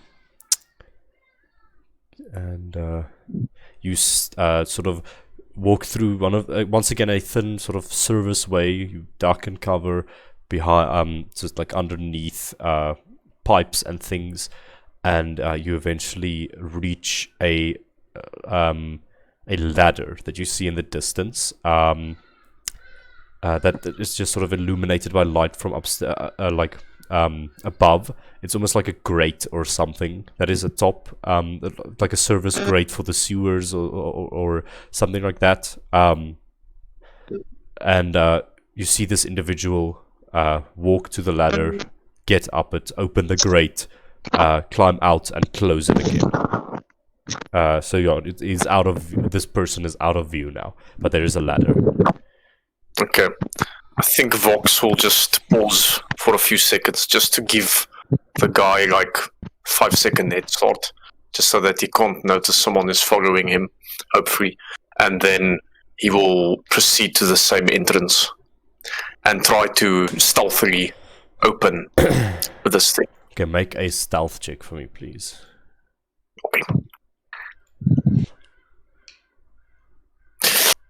Okay, that's an 11.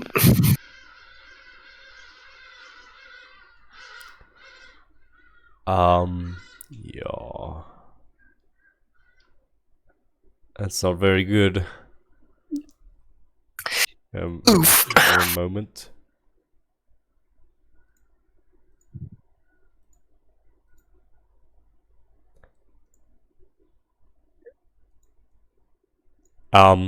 You go to open the grate, and as you sort of part it and put it to the side, you're staring into the barrel of a gun.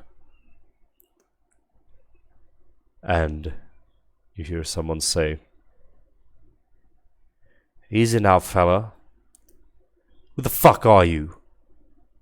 Why are you following us?" I think Vox will kind of just slowly lift his one hand. Mm-hmm. Well, no, both of his hands in the air. Not too far from the barrel of the gun, but just kind of lift it up to show that he's not holding any weapons. And he will remain silent and just maintain eye contact with the person. But I will, although, do a perception check, if you will allow me, to see if this person has any metal on his body, by any chance. Make an investigation. Perception or perception. It would be perception. Okay.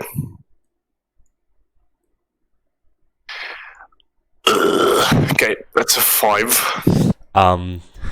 Caught a bit off guard by this. You see this person holding the gun on you, and there is another almost larger individual behind this person. So this one, if you would look on the map, this one would be holding the gun. And for all intents and purposes, you're prone right now. It's going to take you half of your movement to get out of the grate if you're choosing to do that. Okay, and the bigger guy sort of crosses his arms. He has like sort of a black cloak on, and that's when you see it is almost like a raven's feather, like a what's those things called, like a brooch, which is like flowers that's you pin to yourself, but this one is like a raven feather brooch that is just pinned to the outside of this dark cloak that he is wearing. I think you'll see that Vox's one eye darts towards this thing and then looks back at the barrel of the gun. Yes. We are who you think we are. What we want to know is, who the fuck are you? Why are you following us? The bigger guy says. I think 5 more seconds pass. Vox just slowly looks up the entrance of the grate again. And I'm gonna do something fucking stupid. Before you know it, Vox is going to cast Shocking Grasp on the guy's gun and attempt to incapacitate him momentarily. Okay. They see you reaching for the gun. Just roll an initiative for me real quick against this person to see if you go first or he goes first. It's a 6. Oh. He pulls the trigger on you.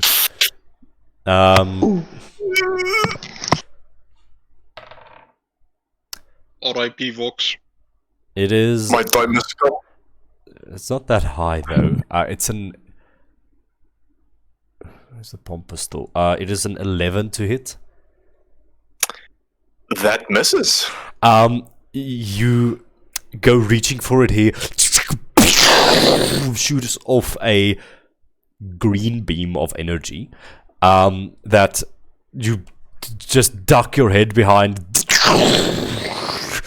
And I think actually this guy has 2 attacks, and seeing that misses, he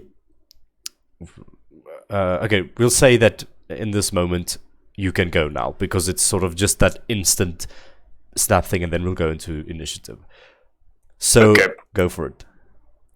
I think just before he releases the trigger, Vox sees he's about to shoot, and thanks to some of his former expertise in espionage, he manages to dodge swiftly just out of the range of fire.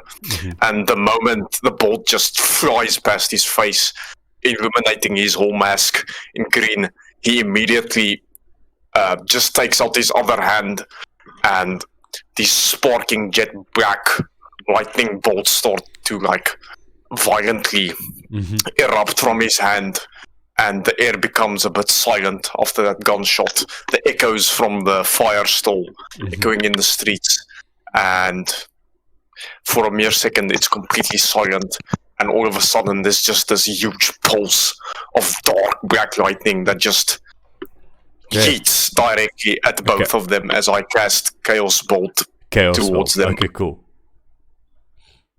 Go for it. Q. Ooh, 25 to hit. Yep. Q. Oh my soul, and matching dice. Holy shit. It's gonna bounce. Oh no. Yes. Okay. So the first guy takes 10 chaos damage. Oof, it's looking rough. And let's see if it hits the second fella. That's a 13 to hit for the second guy. Oof, that just misses. So you reach out your hand, a bolt of lightning strikes, hits this guy in front. He is momentarily illuminated. You see an earth genasi below the cloak, and the lightning hits him and jumps to the bigger guy. He takes out his sword, and it's almost like lightning conducts the black lightning with his sword just away from him, and he's like, "Get him!" Vox, we're now going into actual initiative. So you had what for your initiative? I'll just use my my movement to get up, just a note, and just to kind of the rest of the 15 feet, just to make a distance between me and them. Essentially, Vox is kind of unnaturally just like pushes himself backwards, like. Okay. So just you can move yourself. There is a map.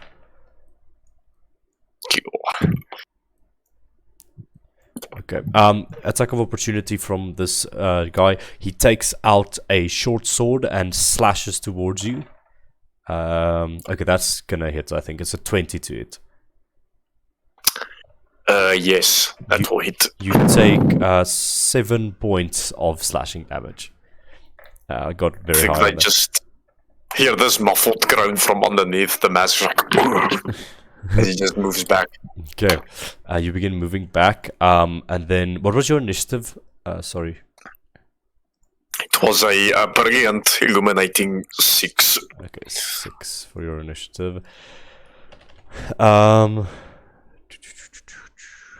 What is 16, and then Captain. Ooh, he got a terrible roll. Okay, okay. So,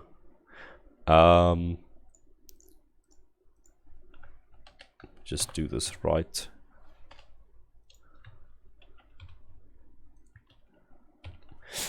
Oh, okay. Oh, ugh. 7, 17. Okay. So, as that happens, the guy says, "Get them!" I'm gonna play some chase music.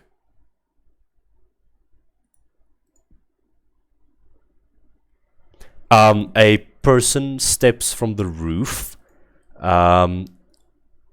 You didn't see this individual with that perception check. A person steps from the roof, takes out a light crossbow, knocks an arrow in it, and fires on you, Vox. That's going to be a 11 to hit again. That misses. You dodge out of the way. A arrowhead hits into the side, and the guy's like, "Damn it!" End of that.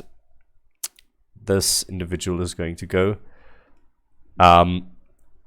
He is the hooded Earth Genasi person. Make a history check for me, Vox. Sure.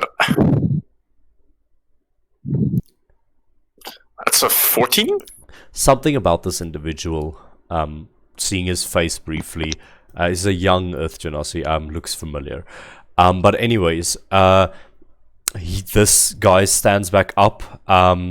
He's going to take out the green glowing gun. You watch him take out a gem and is going to use one of his attacks to reload the palm pistol. Wait, let me just go as an action to reload. I think Vox is able to connect the dots here and see that these are indeed, to him, to be perceived at least as the Uluri gems that were stolen from Hilda's hutch. Yes. Yeah, you see the guy slot in a gem into the gun, and the gun begins glowing, and he trains it on you. Using one of his attacks to reload, he's now going to use his second attack to fire upon you. Wow, that's terrible. 11. Misses. You just hear this sound as a beam of green energy flies past you and just detonates a piece of the wall. Just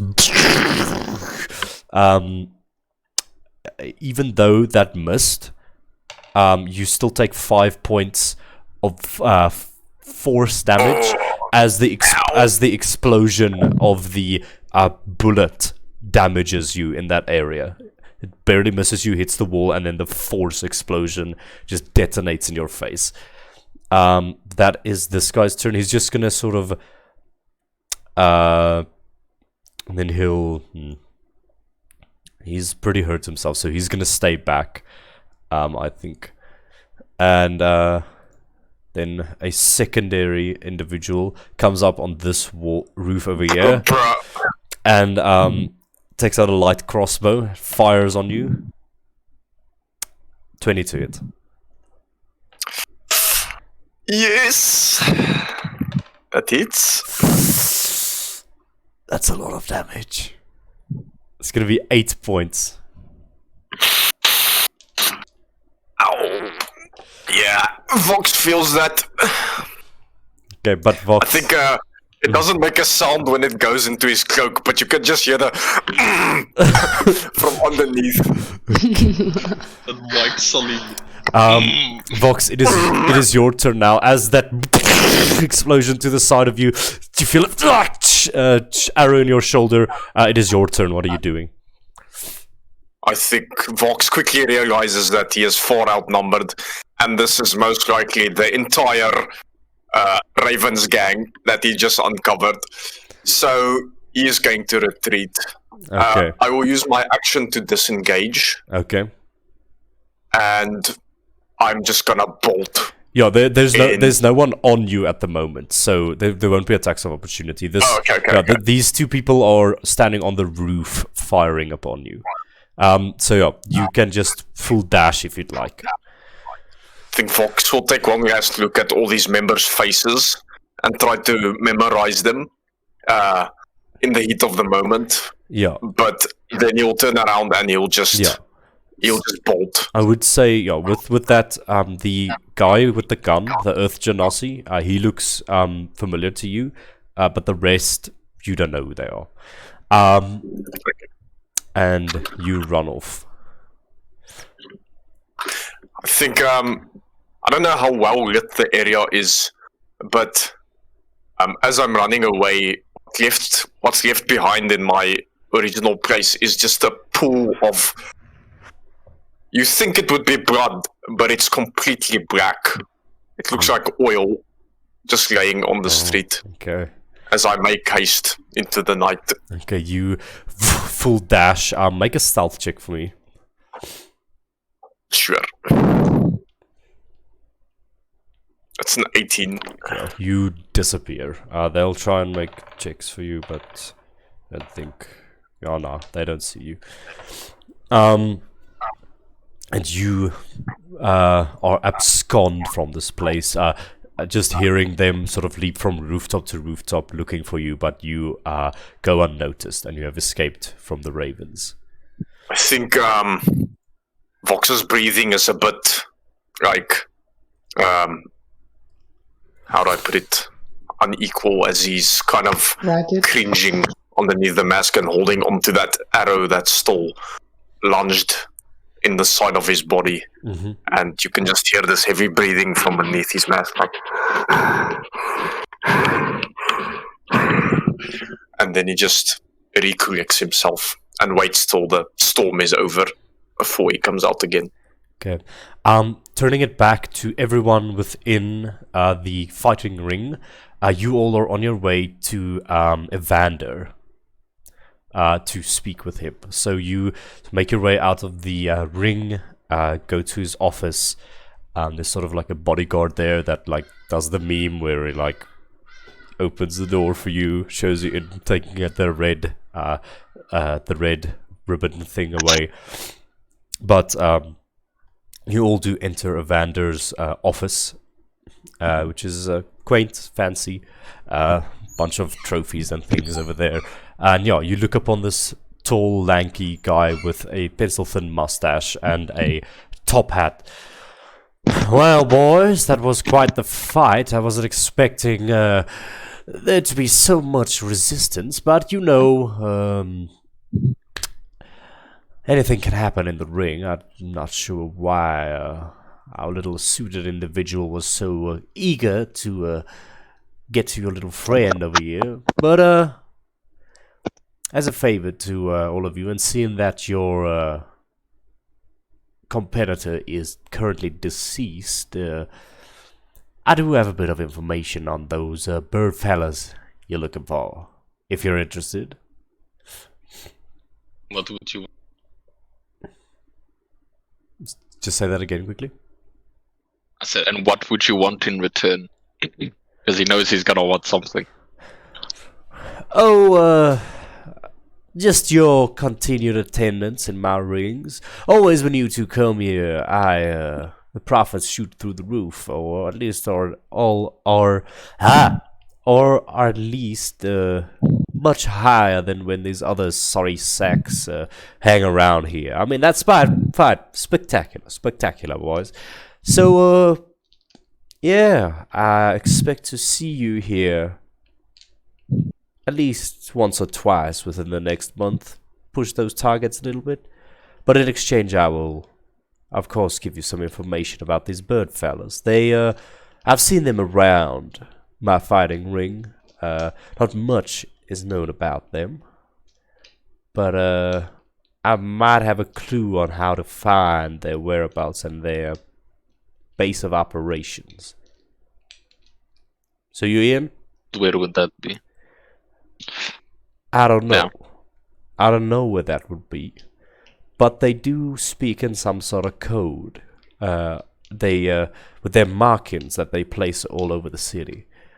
I'm not sure what it is. I haven't seen one of them personally before. But I heard the phrase, follow the eyes.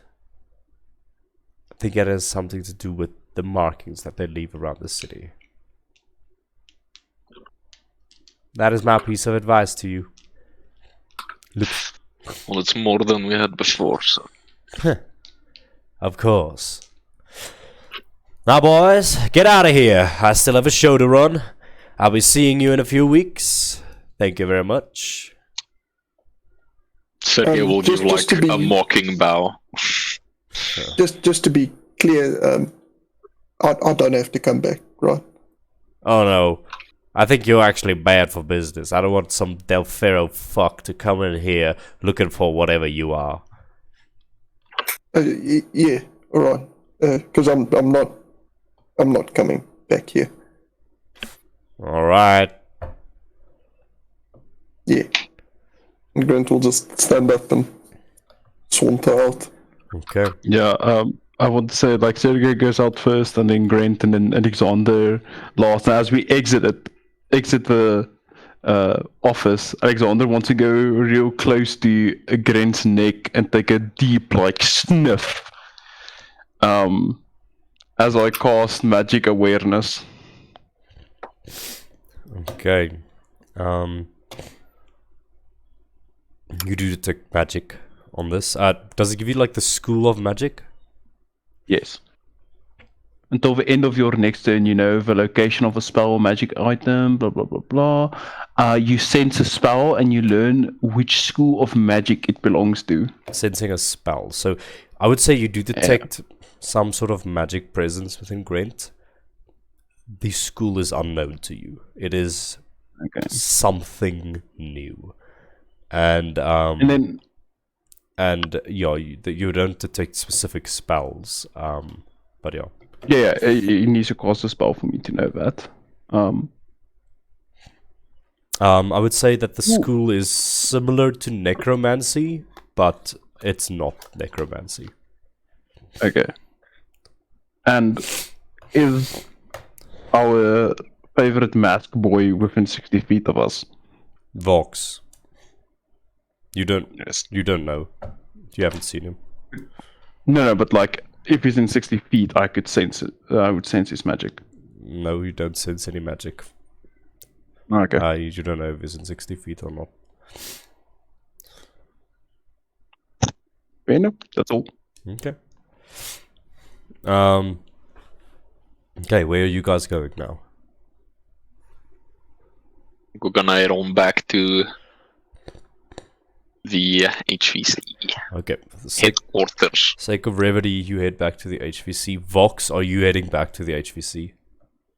Yes, but I'd say at his own pace and on his own terms because he is a bit crippled at the moment. So we enter the HVC. Welcome to the table, the rest of you. Are we playing D&D? Oh shit! Oh, wow. Completely forgot. Welcome. Wait, let me just open everything up. I was literally doing a project for uni. I forgot about the game.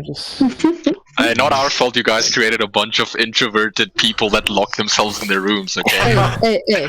Silas isn't introverted. I'm not He was in my drunk. room. Yeah, you didn't tell us where you were going. What were we supposed to do? I mean, you didn't even go to the bar. So, If I recall Silas did. Silas is drunk, Mr. Shiloh, you did an insight check on the barbarians before. Oh, You knew fuck, they were going to go. I completely forgot about that one. So if anyone were to blame, then we know who it really is. That is very true. Charlotte did know that the barbarians were up to something. Okay. Okay, anyway. So, what have you all been up to? I'm in my room! What? What the fuck are you doing in your room?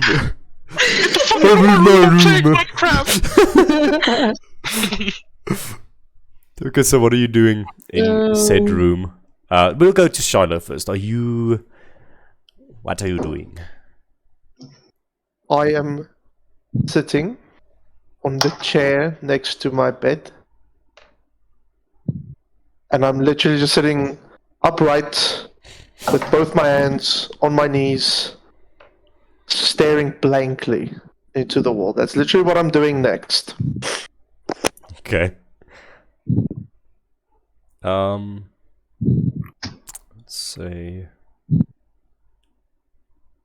Is that all? Okay, I'd say make. That's literally what I said. Next up. Who's next? Okay, Just gonna- cool. Alora, what are you doing? Well, Alora is just sitting literally in the hall, like cross-legged because she got bored because everyone just went to their rooms, and she was like, "Okay, well, I have to find something to do now." So she's just sitting like cross-legged in the hallway playing with Gidget. Okay. Alora, I would say you maybe do hear from sitting in the hallway. You hear a strange sound coming from Shiloh's room. Sounds like I would almost say like a muffled vacuum cleaner sound. You just hear.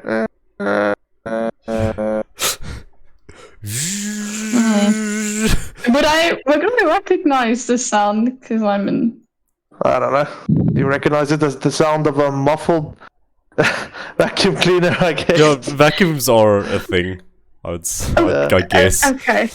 Well, I was just like, if I could discern which, if you were like using a tool of some sorts, if I like No. could discern by the sound, but yeah. No. Nah, okay. She's not gonna do anything because the last time she knocked on Shiloh's door, he didn't like that very much. So she's just gonna sit there. She's gonna speak to Gidget and say, "I wonder what he's doing in there, Gidget. What do you think?" And Gidget just kind of sits there wagging his tail. These people aren't very social, are they, Gidget? And she just looks. So she's like currently like sitting in the hallway between Shiloh and Silas's doors, like hoping someone would come out. And she's just playing with. Yeah, you hear it's eerily quiet where Silas's room is. It's weirdly quiet for when he's in there usually. You don't know what he's doing, but it's just very quiet.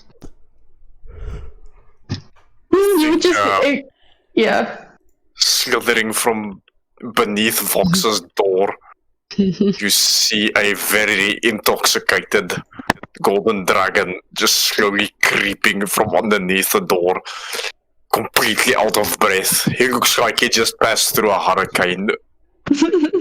Sylvester is extremely fucked, to say the least. And it's like, does anybody know where the bathroom is? I need to go very urgently.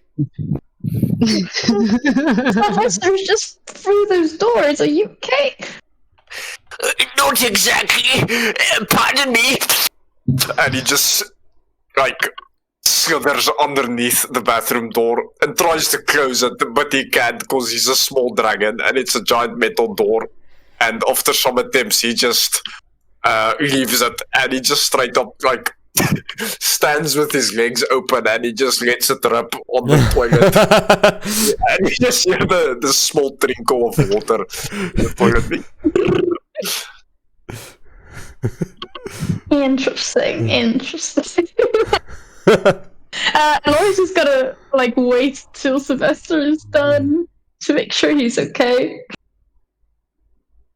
I think he doesn't come out for a couple of minutes and it's just dead silent now inside the bathroom.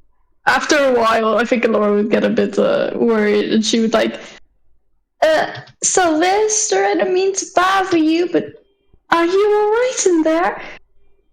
There is no answer. So, Sylvester, are you dead? Did you... No Sylvester? answer. Oh no. Gidget, what do we do? I'm gonna try... Sylvester! And she's just gonna scream very loud that time. Nothing. It's dead silent. Bruh.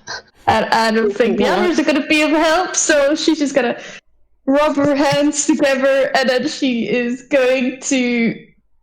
Oh, what is she gonna do?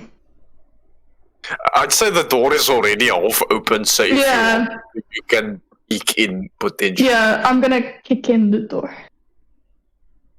I think the moment your eyes enter the room, you just see this absolute mess of a dragon just laying completely knocked out on the floor with a pile of drool just underneath him, and he is snoring excessively, very loudly for a creature so small as him, and he's like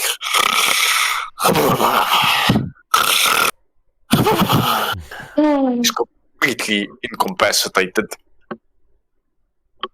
Laura is then gonna look at Gidget, just kind of give him a nod, and then Gidget's gonna pick up Sylvester with his mouth, and then he's gonna put Sylvester back in. Sylvester is like a wet noodle in his mouth. Just dangling. Is Vox's room's door open? Or the room says stay out, but it is slightly open. Yeah, Laura's not gonna go in, she's just gonna tell Gidget to put Sylvester back in bed. Laura's not gonna tempt any bad will with Vox because she's scared of him. Yeah. With this, as you're creeping up to Vox's room, the Barbarian brothers and Grint come stumbling through the front door, cuts and bruises on some of their bodies. This is 8, 9, maybe 10 o'clock at night, as all of you stumble in at the front door. Well, what the hell happened to you? Are you all alright? Do you need healing? I have some potions that could heal up all those scratches in a bit. I'll take a potion. Well, I'll be right back. And she literally sprints into a room, comes back out, and then she just, well, it's technically a spell, but yeah, she's just gonna cast healing. Who's looks the most hurt? Just Grant. I don't think the brothers would appreciate magic. Grant just has a large gash on his arm. That is still bleeding, but it's not dripping. Yeah, so then... But Joe, which one of you does look the most hurt, actually? Well, probably Sergey. Grant. Yeah, all of them. Well, I lost more than half my health. Yeah, I was gonna say not Sergey. Alexander. Okay. Yeah, but I want to say I don't think we would have asked for healing. Okay, but yeah, I was muted, but I did say no thanks. When she asked if you wanted. Nothing I couldn't sleep off. Okay. So you arrive back with your potions, Elora, and what do you do? Well, Grant, this might sting a little, and she's just gonna slowly pour a droplet of this very bright green liquid on his arm, and she's gonna cast first level healing word, and It does singe a little, which is quite strange because it should feel like it's healing, but then when the singed effect on your arm, the burning effect goes away, the scars have been completely healed. Okay. You heal full Grant feels 5 the hit sting. points. He feels the sting, but he doesn't really. He seems kind of used to this type of pain. Yeah. Oh, thank you. I thought it was going to be a drink, but I'll take that too, I guess. Well, where did you all go? You all just disappeared after the meeting. Well, we did Show Grant the city at night. that as well. Did you find any information? A little bit. Should I go get the others? Should I go get them out of their rooms? You have no idea how long I've been waiting to get them out of their rooms. I don't think the information is that important. But he'll I walk do past declare, and I wants to do go think this to... information is quite important, and I think we should go get Fulon, and I think I could get the others out of their room. Good idea? Good idea. If they kill you for waking them up, that's your fault. And I'll They'll be just... fine with it. They've had like hours of sleep. I'm sure they'll be fine with it. I'm gonna go get Charlotte and I'm gonna get Silas. Can you get Solon? Thank you. Goodbye. See you now. And then she just turns around and goes running, knocking at the doors. I'll just go to Fulon's office. Yeah, Alexander just stands there and just watch whatever this is, and then after she goes to get the rest, it will just walk past Grant into Fulon's office. I have to get silent. Okay. I'll do that. And I just walk up to. Do I know which doors is? I'm not sure. I think I just go to the doors, close the door, and just knock. And there's just silence. And you're like, oh shit, that mustn't be his room. And you go to the next one. Silence. You try this a few times until you reach Solon's door finally. Or Silas. Which one are you going to? Solon. Solon, okay. yeah. I'm going to the other. There's a lot of S names. Yeah, exactly. We just have to keep track. You knock on Solon's door. Solon, you hear a knock on the door. You are currently, 45 kilograms, thin, short. It is night. 57 I have, you know. Okay. You okay?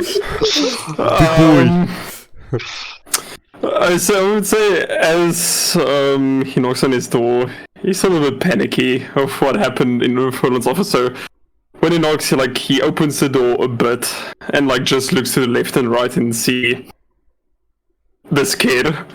Yeah, it's just Solon's head poking out, and he's just gonna say and you can see he's kind of panicking, and he's just gonna say, "What do you want?"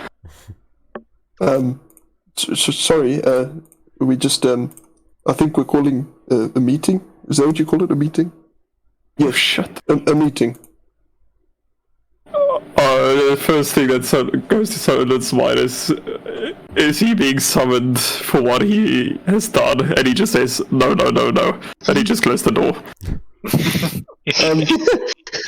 Sorry, but I couldn't, I don't know if this is rude or not, but I couldn't help but notice your heart's really beating. Is everything okay? No, he just shouts back at you now the door closed. Everything's fine! Alright, I'll see you at the meeting. No! It's like It's not a phase, Mom! I'll just walk to Fulon's office. I guess my mission is complete. Okay, Well, what they would hear then, if Grant walks back, is just Alora pounding on Shiloh's door. Shiloh, we cut to a shot from inside. You're just trying to meditate or whatever. You just hear from the right side. It's the airwaves are almost hitting you like bitch slapping you through the face. It's very annoying. The moment you knock, you just hear for a couple more seconds, and then it stops. And then there's Whatever you're busy with in there, could you please come and could you please stop it? We have a meeting. You've been in there for hours. I'm on my way, Fraulein. Thank you. I'm gonna go get Silas. And then, Silas, you would have probably heard the loud knocking from next door. And then the knocking just comes to your door now. For a second, like, literally, it almost seems as if there's no one in the room. But then you just hear, like, a few things, like rolling around, or one thing falling. And then Silas just, like, swings the door open, a little bit out of breath. Hello? What the hell have you been up to in there? Like his You arm look is like on you the just door ran. like that. You just ran all around the city. Not at all. No. No, I was just doing some exercise. No push-ups and burpees. What's that? Sit-ups. Oh, it's an exercise. I'll show you later on. It's actually pretty good. Pretty good. Oh. What's going on? Well, the brothers returned with a grant, and now we're gonna have a meeting about. Apparently, they got some information. I thought it would be a good idea to put it now, so we're gonna have a meeting in Fulan's office. Or I'll be there in a second. I should probably get Sylvester if he's still alive. She says under her breath. Oh, okay. Go ahead. I'll be right there. And Silas just closes the door again, and then you hear just noises. And then noises. Okay. Yeah, a few more minutes afterwards, just like books shuffling or something. Noises. And then he comes out like The Minecraft cave sounds feel it. he looks really disheveled, not as neat as he was, and he just like speed walks to Fulon's office, trying to correct his outfit and everything. Okay, cool. So, Anyone like in the hall would see Laura peeking into Vox. So she's not stepping a foot into the door, she's just peeking to see if Sylvester is breathing, alive, or awake. Sylvester is laying on Vox's huge bed right in the middle with a giant belly just protruding. And he is sound asleep. His tongue is kind of hanging outside of his mouth. And he's like... small little golden pseudo dragon sleeping on this massive bed. So the two brothers are the first to arrive in Fulan's office. The rest of you can join as you will. You walk in, you see the water genasi individual that is Fulan with his crazy hair, but you just see like a bush of hair. When you walk in, his back is turned on you and he's busy working on something. He has these two like very long metal rods that he seems to be like doing some precision work with, and he's like, oh, hello, just give me one moment, I'll be right with you. You hear like a click, and he stands up, looks at whatever is in front of him, is like, alright, and he closes the case that he was busy working on. There's like a large metal case that he opens up, and then he works on whatever is inside it, and then he just closes the case. So you just hear him close and lock the case, and he turns back to you. Is that the weapon you're working on?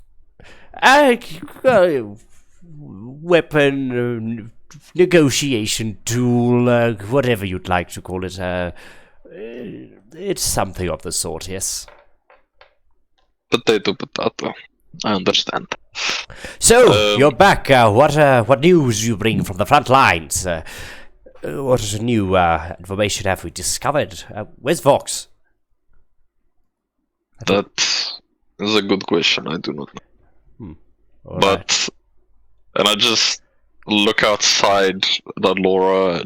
I don't know. She said she's gonna get everyone together. I don't know. Oh, you want? Don't think it's necessary for that. All right, we're just waiting for everybody. All right. And you all can sort of enter the office. Solon, are you just staying in your room? Yeah. When when Laura enters, she's gonna enter. Well, Sylvester is as drunk as a baby elephant who's just eaten 100 Amarulas, but I'm gonna leave him there to sleep. So Sick reference. Oh Well, he really should have that checked out. I keep recommending therapists to him, but he says, no, curse you, Fulan, I will find my answers at the bottom of the whiskey bottle. So funny.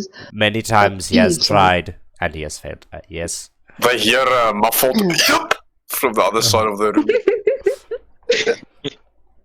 And Laura literally tries to. Well, these two brothers are big, aren't they? Like big in stature. Yeah. So she's literally going to try. Oh, sorry, excuse me. Just trying to get free. Push through them. Okay. And well then, what news do you bring? Okay, well, I certainly do not think it's worthy of a meeting, but It's always worthy of a meeting. we took Grant on a little field trip to the Hojan. Sure you've heard of the place. Oh, how's why do I keep forgetting this guy's name? Evander. How's little Van doing? Business still Same as always. Yes, he does like his spectacles. Why were you there, if I may ask? You were going there to get information. Right. I was there for a good fight. Right. That as well, we needed to blow off some steam. Okay then. Two birds with one bullet or whatever. What have you discovered? Well, Evander told us that it's something he has heard the Raven says, follow the eye, which, alright, that's what he said. Follow the eye. Yes. Or follow the eye, eyes, I would say. The eyes, which we believe might be a way for them to get to their hideout or navigate to it or something, but we're not really sure. Wait, before we talk about this, shouldn't we wait for Vox? By this moment, he was we got right behind us in the club. I don't know where he is now. As he said this, I would say like both Alexander and Sergey just gives him a look like the fuck. Yeah, just like Did you guys? Why didn't you tell us when we were there? I don't know. Was I supposed to? I think by this time the light of the main corridor starts to flicker a bit. It's like, and I think you all just hear a door swing open very violently. You'd probably assume it's the main entrance to the facility, and you just hear this unequal rhythm of walking, just limping down the main hallway. Flon furrows his eyes and he stands up, and he moves. He just stands up, and he looks at all of you. Is that Vox? He doesn't sound too good. What are you all doing? Sorry, my Wi-Fi factor. Alexander's uncaring. Sergey too. Sound too good. A lot? Sardo said currently he's listening in from the outside of the room. Can I see Vox? You would see I'm in this. the hallway. You would see this first. He is limping towards you, bloodied and looking hurt. You see. Yeah, he's kind of. Yeah, his cloak is a bit tattered, and he seems to be walking in a weird fashion, definitely limping. But he's not heading towards the office. He's also not maintaining eye contact with you. He's just making straight leeway towards the kitchen, and as he you gets just close move to past me. yeah, you just hear this very deep exhaling come from his mask, almost sounding like a damaged Darth Vader, just like. Upon hearing this, I think Shara just shouts into the room. If there is anyone of any medical expertise, I think it is needed out here. Well, I could help. Well, what do you mean? What's wrong? Come take a look. Going on? It's Head Vox. Silas just shuffles out behind. Like, I think by this time Vox already went to the kitchen, so he's not in the hallway anymore. What you do see, where he is, but he points you out. what you all do see is a trail of black blood completely covering the hallway. It is Vanta black. Oh, Charlotte definitely It does kneels not down, look good. and he just samples it with his fingers. Very interesting. Laura Silas kind of runs just nudges towards where Vox is going. Grant does Keep the some same. for me. Also just... Charlotte being so cinematic, thinks he's being very cool, that he looks back and Grant on the other bald man doing exactly the same thing, and you just catch Charlotte just silently, motionlessly, just staring at you for 2 seconds, and then he just stands back up. So Vox is already in the kitchen upstairs. Vox, Yes. you can just move your mini, please. Just that we have a little. So Have Laura's fridges gonna been invented yet? make her way to the kitchen, kind of rushing up there. She, Vox? There are alright? there are fridges. They are powered by a magic Okay. or electricity. I I mean, think, electricity is a thing. You Vox, kind of stumble What the hell upon happened to you? the kitchen, and Vox's back is just currently facing towards you. He seems to be hunching a bit, and you just hear the opening of a fridge door, like, and he seems just to be scoping through it a bit. Then he pauses for a bit, doesn't react to your message at all, and then he closes it again. Vox? Let me help you. It looks like that hurts. You Going hear on, another deep, muffled breath, just like, and he just kind of turns around, and I think both of you can now clearly see he's been through some kind of scuffle of some sort. His mask seems to have gained another crack on it, and he seems out of breath, and there's a bit of bruises. Well, his whole cloak is tattered, and he's just slowly limping past both of you, very slowly. Who did this to you, Vox? What the hell, bro? Fulon comes. Where have you been? Fulon comes running upstairs. Vox, I think you should just sit down, calm yourself, and then we need to talk about this. Everybody, just give him some space, please. The rest of you downstairs, are you joining them upstairs, or what are you doing? I think if everyone is going to join them, Shiloh reluctantly... Oh no, you know what? No, wait, what is Fulon doing? Fulon went upstairs. Okay, he has no reason to stay downstairs, so I think everyone rushing that way, Shiloh just casually also walks up to see what's happening. I have a question. Did Vox's blood, was it blood? Did I sense it as blood, or? Interestingly, you did sense it as blood, and all blood carries energy or magic within it. It's a thing that you know. That's why you're able to manipulate it. I think you sense it is blood, but it is alien and strange. It is something that you've never sensed before. It's weird.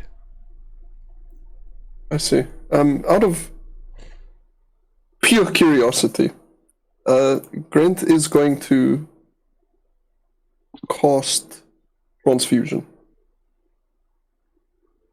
but very slowly and just. He's going to move over here and just inch his way, the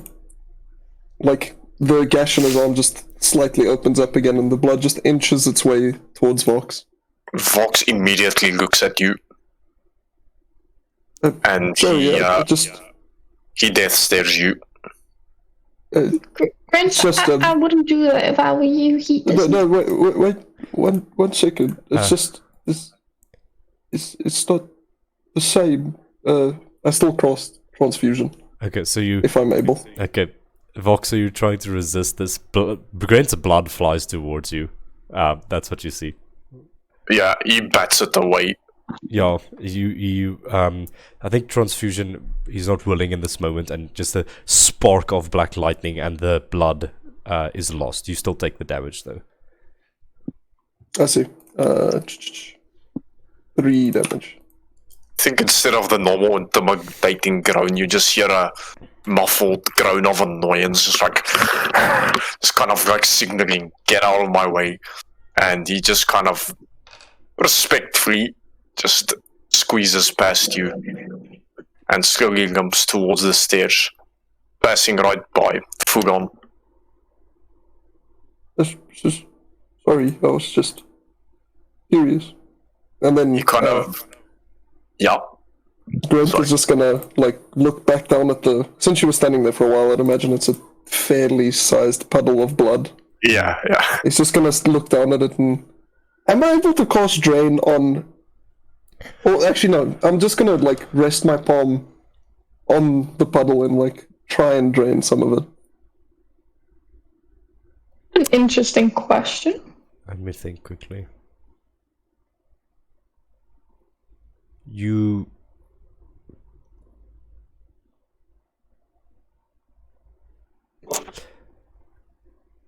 pull this blood within you.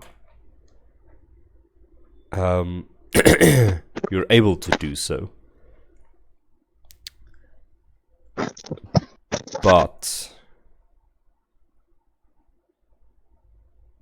as you do that, you see white flash, darkness, black lightning strikes over this void nothingness for a moment, and you sort of get a headache, instant migraine, and you're forced to let that blood out of you. Essentially, you just immediately expel it, and you take 4 chaos damage.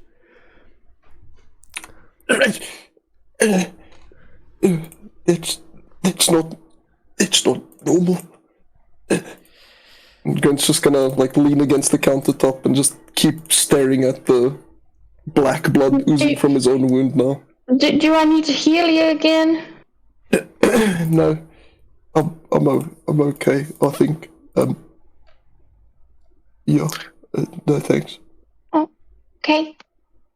Vox limps towards Fugon, and he's just kind of stops directly next to him, his shoulder kind of towering over Fugon's shoulder. He kind of stops right next to him, like they always do in the movies. Yeah. Like that's why movies where the guys are sitting like on opposite ends of a bench, not making eye contact. And he kind of straightens his back, and you just hear this muffled groan again, but this time with a bit higher intensity. And there's just kind of this scuffling occurring like under his cloak, and he pauses for a moment, and then you just hear this violent like sound followed by another groan, and an crossbow arrow bolt just flies out of his cloak onto the ground like ding, ding, ding.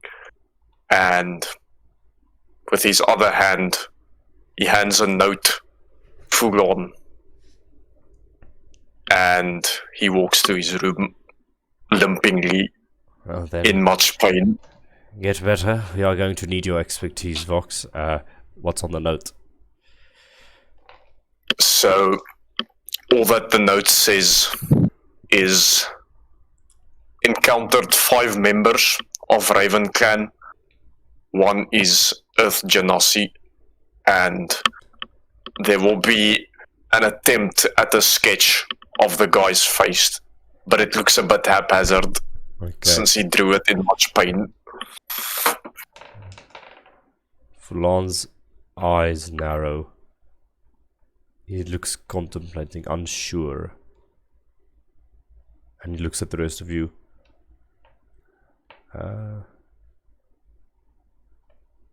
Does this person look familiar to you by any chance? And he throws the note there, and you see this haphazard drawing of an Earth Genasi individual. Oh, I have one of those too, actually. And Brent just puts his own photo down. I'll just do a history check. I'd like you to figure it out yourselves. But it does look very familiar. Yeah, make a history check. It's fun.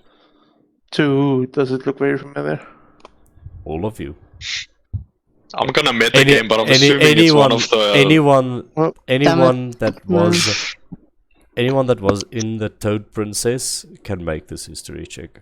Yeah, I know who it is. Okay. Well, Alora was passed out, so no, not Alora. But can I also just say, when Vox walks past us downstairs to his room, because I was just waiting for everyone to come back down, it's a slight smile on his face. Vox a bit hurt.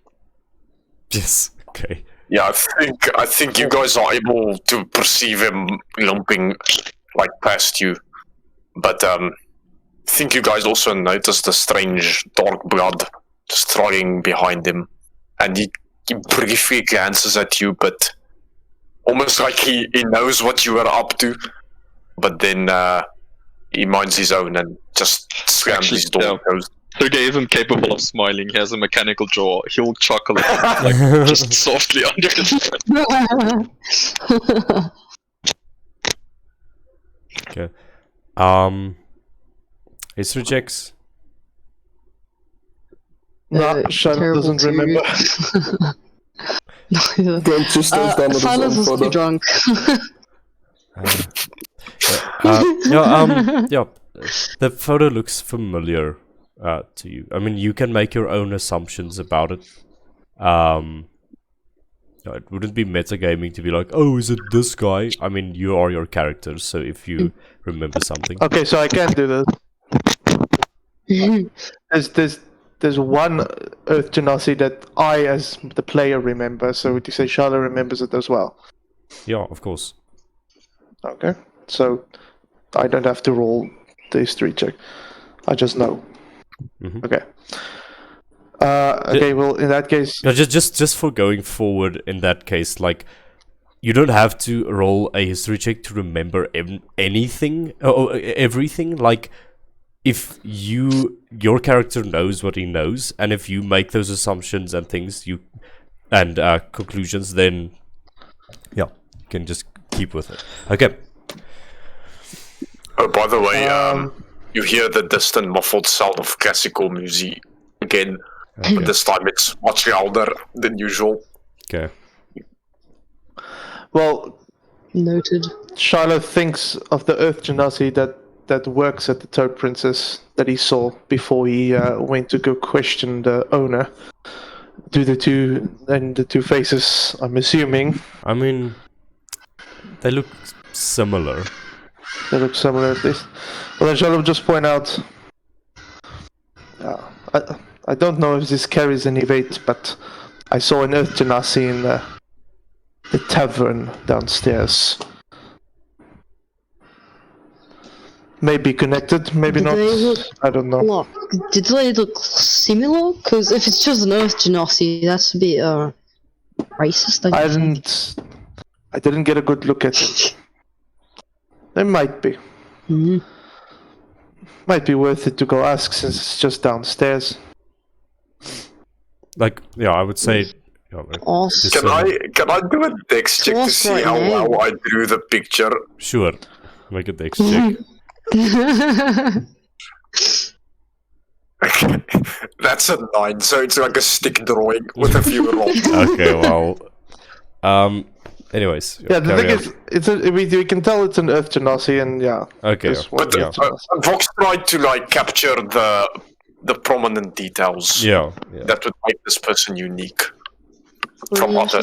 I would say, but what catches your guys' attention is there's sort of like a scar over the person's nose, which we'll say that is how you remember one of the waiters that worked in the Third Princess, that younger guy, and that scar is discernibly on this individual's nose, in the drawing at least. But may I just point out that we actually have a lead on the that Raven crew that we are looking for. Maybe we can hunt down Vox's attackers another time. For all we know, he was asking for it anyway. Well, are you saying he asked to be attacked? Something. No, because he can't speak. I'm saying he grunted very aggressively at someone, and they took it offensively. No matter what Vox did, he didn't deserve to be pummeled like that. Yeah. You know, I'm with Laura. Even if he grunts, you know, there's a lot of people who are mute. People have to understand that. The point is, we have a lead. Why don't we just follow it for now? Vox will be fine, I'm sure. Yeah, but what lead are you talking about? Really now? Follow the eyes. Oh, right. The metaphor. Oh, is it a metaphor? It is in my opinion that it is not a metaphor, and we might be able to see something, maybe visual, something physical. I don't feel like cutting out a man's eyes. No. Oh, no one said that, right? No one's gonna cut anyone's eyes off. As we know, there are markings at the places that these people they raid, right? We look for the markings. Oh, right. We follow the markings. Yeah, but that only... follow it. Alright. I guess we can follow it, but, you know, it depends on when they're going to attack places. You know, and if they have done that. But you know, if they know someone's onto them, are they going to go to another place? Do you see where I'm coming from? Yeah, but how would they... I don't know. Okay. I don't know. It's just like you know, just like saying. Like they went to a really big fireplace, don't they? Didn't they? I mean, they could be everywhere. For all we know. Full on. Yes. What is the point of, what is the course of action? Well, are we going after the ravens or not? Well, it is like 11 o'clock at night, so might I suggest perhaps we call it a day. We have done a lot of work today, and then we take it up first thing in the morning. I believe these follow the eyes. I'm not exactly sure, but I think it has something to do with those markings that they leave around the city. We can find some of them, get a point of reference from what they look like. Maybe we could draw conclusions from there. Alright, so that's we know a place where such markings are already, don't we? Well, I would assume the stores, or the places that I previously sent you towards. I don't know, did you spy any markings on those buildings? At least we should... There might be a marking on the general store. I mean, I can go back and check tomorrow. That, I think... I don't remember seeing anything. Oh, we can still go check, Red. Well, yes, I think a double check is in order then. Right, I will be seeing you then. Good night. We've got a lot of work to do in the morning. Good night. And he heads to his room. You know what? Since the meeting is over, I think I'm gonna head to my room as well. Cheers, mates. Sleep well. And he just scurries away. Well, Laura's a night owl, so she doesn't go to bed until very late. So she's just gonna roam around. Okay. I'd say Grant is still just puzzling over this black blood. Just like kind of looking at it, too scared to touch it. Shiloh, I think Shiloh, he's just about to walk out of the room, and I think he spots Graint, and then, out of curiosity, just goes up to him. Herr Grant. Hi. Yeah. That magic that you were doing, I've never seen anything like it. Yeah. I don't really know what it is either, but I know that the people who kept me in the cage, they wanted this to happen. I don't know why, but You were an experiment of some kind. oh, I think so. Yeah. I don't know why. They never told me. Quite interesting. Alora's still in the room. Does she hear this conversation? You can Just choose. to make sure. You can choose to hear it. Okay, I want to hear it. Just choose to go deaf. Cut my ears off. No, Would Shiloh know what to call this type of magic? Being a smart Grant would bitch. not. Yeah, that's why I'm asking. Maybe Shiloh can give you the name of that type of magic now. Make a history check for me. It's a very low DC. They're.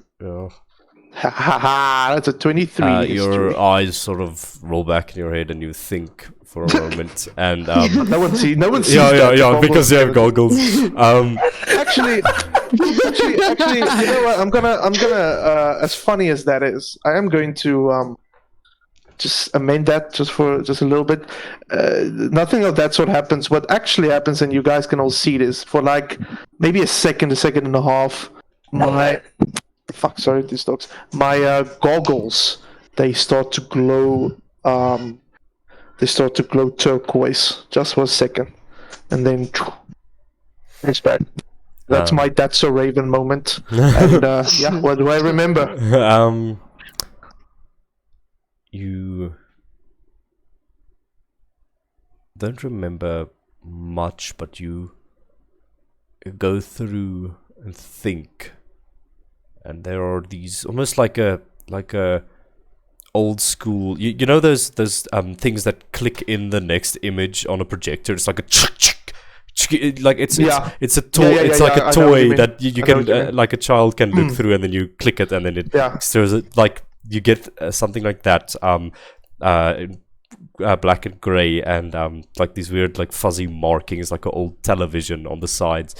You get a shot of documents, and on these documents there are talks about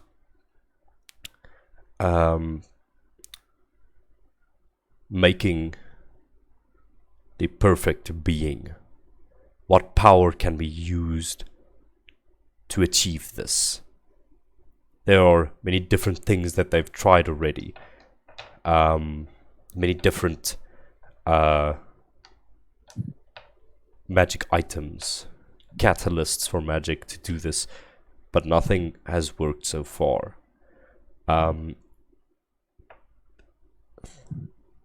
The help of a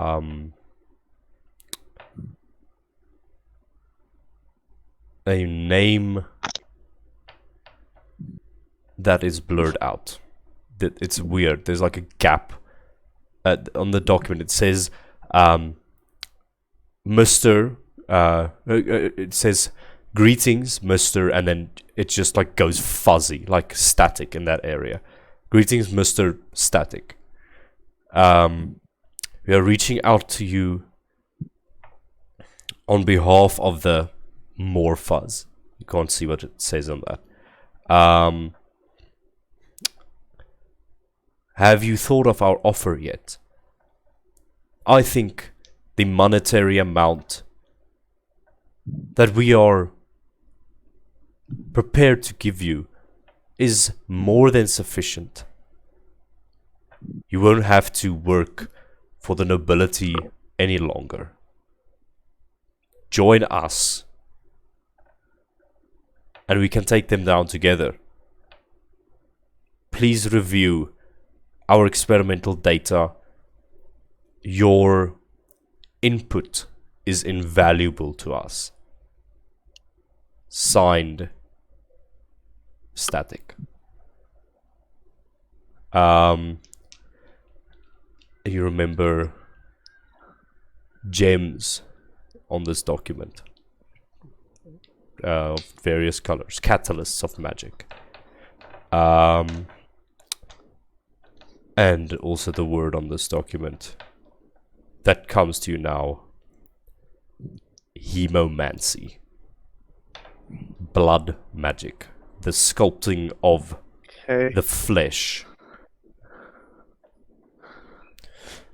Alright. And with that, for you, it feels like a few minutes have passed. The rest of you, Yeah, just no, I want was about to say that just it's literally a second. Yeah, it's just a second for you. The goggles just Like Grain, from your point of view, it's literally what happens is Shiloh's just staring at you normally, like his normal blank expression. There's almost no expression.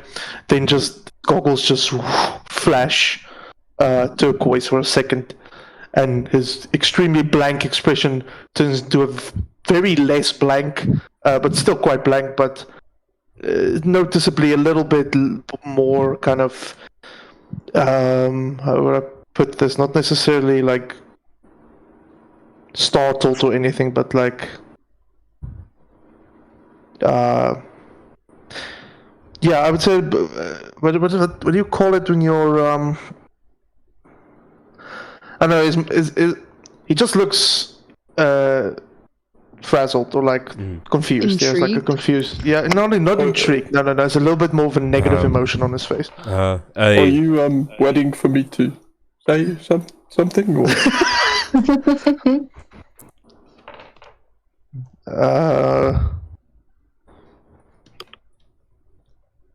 I think he just turns around and walks away. He doesn't say anything further.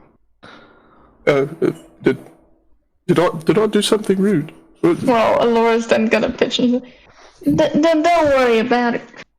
Grand's Shadow's an interesting character. I didn't understand him quite myself. Okay. Well, I just want to get past you here, and she's gonna scoot by him, and she's gonna also pick up some of the blood because she's an alchemist and she finds it very interesting. She wants to go and analyze. Just like Abraham. Holy shit. Intriguing blood. Pile around, everyone. Let's look at the black bottle. Come. Just gonna hook Vox up on a drip or something and just take his blood. Just to gonna make an alchemy check. Make an alchemy check for me, please.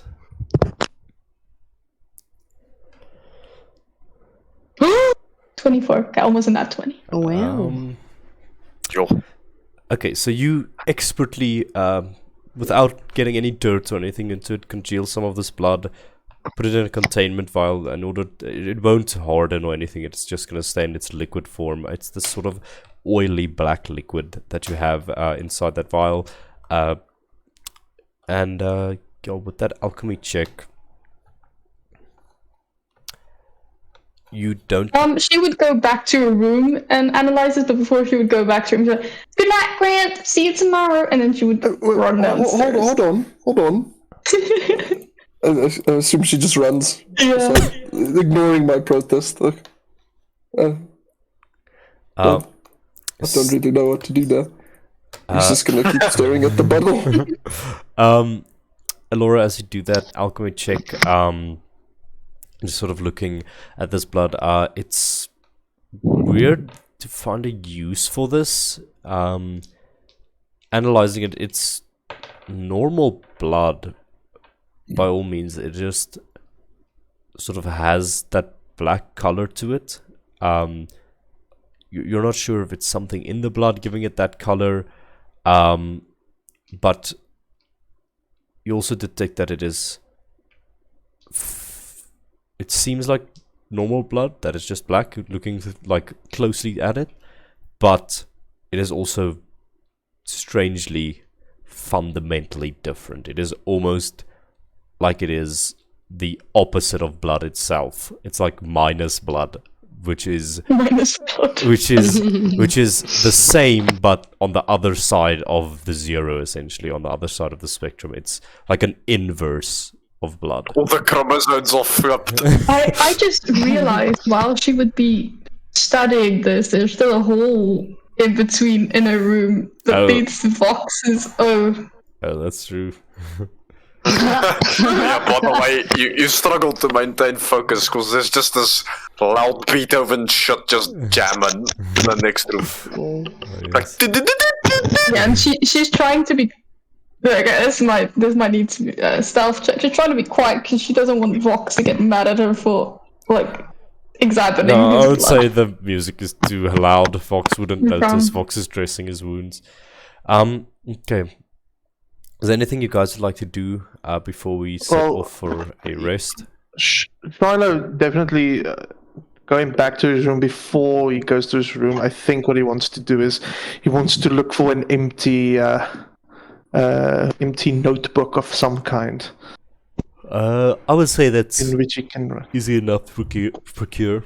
You get a notebook with a pen. I think you with maybe like a pen or something. Yeah, I think you maybe even ask Fulan as he's like busy getting ready. He makes himself a cup of coffee upstairs, steps a wide berth around the blood, and yeah, you can go ask him about it, and he hands you a notebook and a pen. And just like kind of waves at him as he steps like around the puddle. He just like nervously smiles at you through the beard. He's like, right then.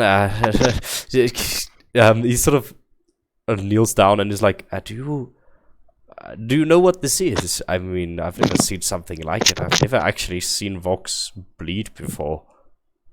Well, it is blood, I think, because I can do this, and then I just like extend my hand and like kind of lift, just make the blood move. Yeah. You can like I should have actually added that like as a cantrip, like a hemokinesis thing. You can manipulate blood to a small scale, like in your hands, like water bending, essentially. But I just do that. I just make the puddle like kind of bounce almost. So it is blood, but it's the wrong color, and it doesn't really do the same thing. That man intrigues and frightens me more by the day. Well, good night. And he sips his coffee, and he heads to his room, which is upstairs. So is he not coming back to his office? No. Oh Lord, then we be doing stuff there. Okay. We'll get to that now. Shiloh, what are you doing? Oh no, just before ending his ordeal for the night, he sits at the desk and he just writes the first memory that he got back, which was the memory of the Crow Mask, the person of the Crow Mask. What he remembered was, again, he was in like a room of some kind with a window, and outside of the window there was a female looking distraught and then running away, and then after her a man with a person with a bird mask looks through the window. That was the memory I had. Yes, so I write that down, and I also write down what I just remembered about hemomancy and everything, and I kind of write a little text, a little thing about Graint and what I've witnessed him do, and just my own thoughts, like a diary type of thing. Yeah. So just to clarify, the memory was of a stack of documents almost haphazardly left to the side of a room. It's like they were maybe quickly glossed over, but then just ignored, basically. And this document almost seemed like an invitation to whoever was supposed to be the recipient of it, but that seems to have blurred out. And they were asking about hemomancy, creating the perfect being, how they could achieve this, and that the recipient of this letter's input is invaluable to them. They will offer him a great sum of money should they help him, or them, should he help them. Okay, but that's that. Okay, fair enough. And yeah, that's Shiloh. Cool. And you all just hear again. It's like for a little while. Vacuum cleaner. Okay, cool.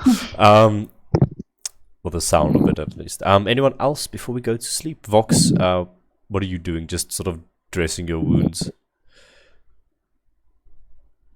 Well, nobody sees it, so I guess nobody knows what he's really up to. Just classical music. You just told the DM, you don't know. I will But yes. fucking Hell yeah. get you.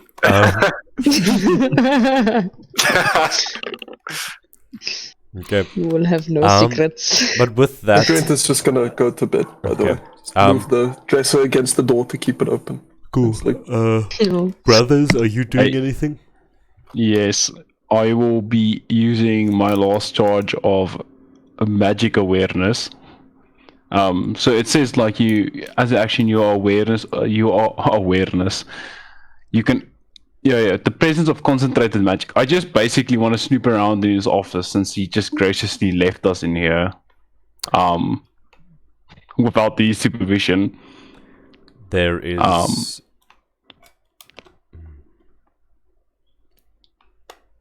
There would be no magic that you sense. Nothing.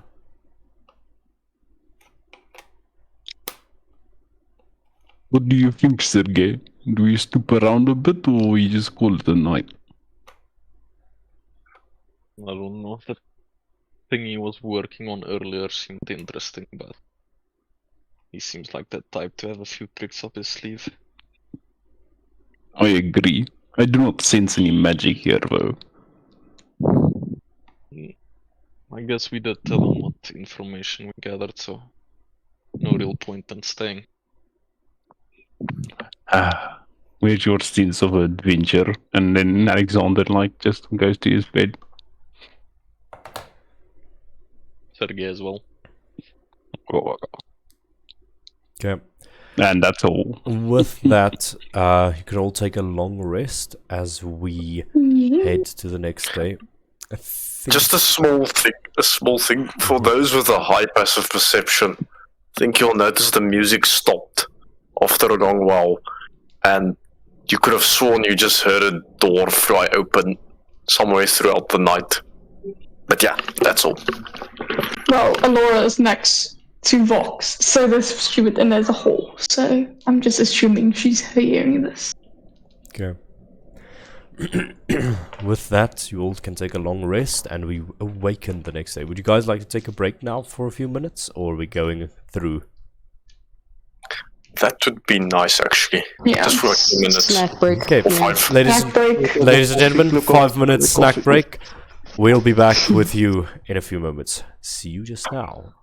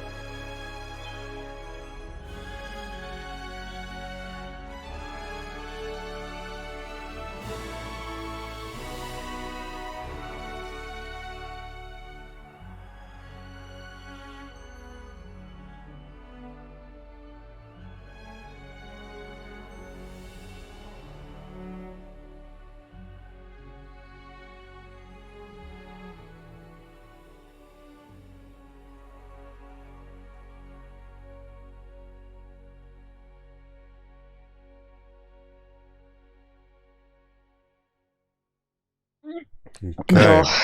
Ladies and gentlemen, welcome back to the Brass Gasconade, episode 2. We pick straight up where we left off. Our barbarian brothers went to an underground fighting ring that they are familiar with in search of information. With a weird, not weird, but they proposed a challenge. In exchange for information, if they won, they would give up Grant if they lost. And immediately a well-dressed, all-black suit, like mafia-looking individual jumped into the ring and immediately challenged everyone. He was quickly felled by the two brothers, but not before getting a few nice hits off. But indeed, they got some information from from Evander, the proprietor of this place, who agreed to help them because they put on such a show and he made some money out of it. And in the meantime, Vox was following a suspicious individual that started heading out of the crowd the moment someone mentioned the Ravens in the ring. But upon following them, Vox was not as sneaky as he thought, and they pulled a gun on him and cornered him. He was barely able to get away, and everyone has now reconvened within the HVC, talked about a few things, a few leads, and have now taken a long rest. With that, you can all take a long rest, and you can all wake up the next day to go about your business, whatever it may be.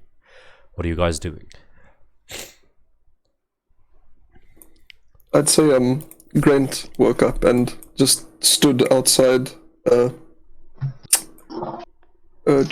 stood outside Alora's door, which one? This one, yes. Yeah. Just waiting for it to open. Okay, so Elora goes to bed late, and she's not the earliest riser always, so he would wait there a while. Okay. It is fine. Grant has nothing. Literally nothing. Eventually, I guess she would open the door. Like, her hair is still a mess, and then when she opens it, she, like, jumps and... Oh! Grant! What are you doing outside of my door? Sorry. I just I couldn't help but notice you took some of that blood yesterday. What are you going to do with it? Well, then she kind of looks to the side, like peeking her head to the right and to the left to see if there's anyone there. Then she grabs him by the collar, pulling him into the room, shutting the... Well, you see, I analyzed it, but you have to be quiet. Because, you see, there is a hole, and unfortunately that's Fox's room. And I can be very happy about us talking about analyzing his blood. Okay. I'll be quiet. Alright. So, it is blood, but it's nothing like I've ever seen before. It's strange. It's blood, but it isn't blood. It's the exact opposite, but it's still the same. I don't really know what it is. And she will kind of like show him like the test she did on it and like the flask and stuff. What's the opposite of blood? That I do not know. What is the opposite of blood? Yeah, Laura, like, when you went through the tests and stuff, it doesn't make sense, and it's not supposed to make sense, because this is such an estranged material that, you know, it's blood, it's the opposite of blood, but it's also sort of kind of like blood. It's weird. It's almost like, you know... Does it have like an oily texture? It looks oily, but I would say it just has the same consistency as blood. Well, I couldn't find much, but it is strange. But Fox is a strange person, you see, and I don't really know what it is. I mean, I thought I would be able to figure it out. Well, I don't know if I can be friends with someone who has opposite blood. That seems a bit wrong. What Is that do a you mean, population Grant? intelligence? Sylvia, sorry. It It's should because the function. blood's black, is it?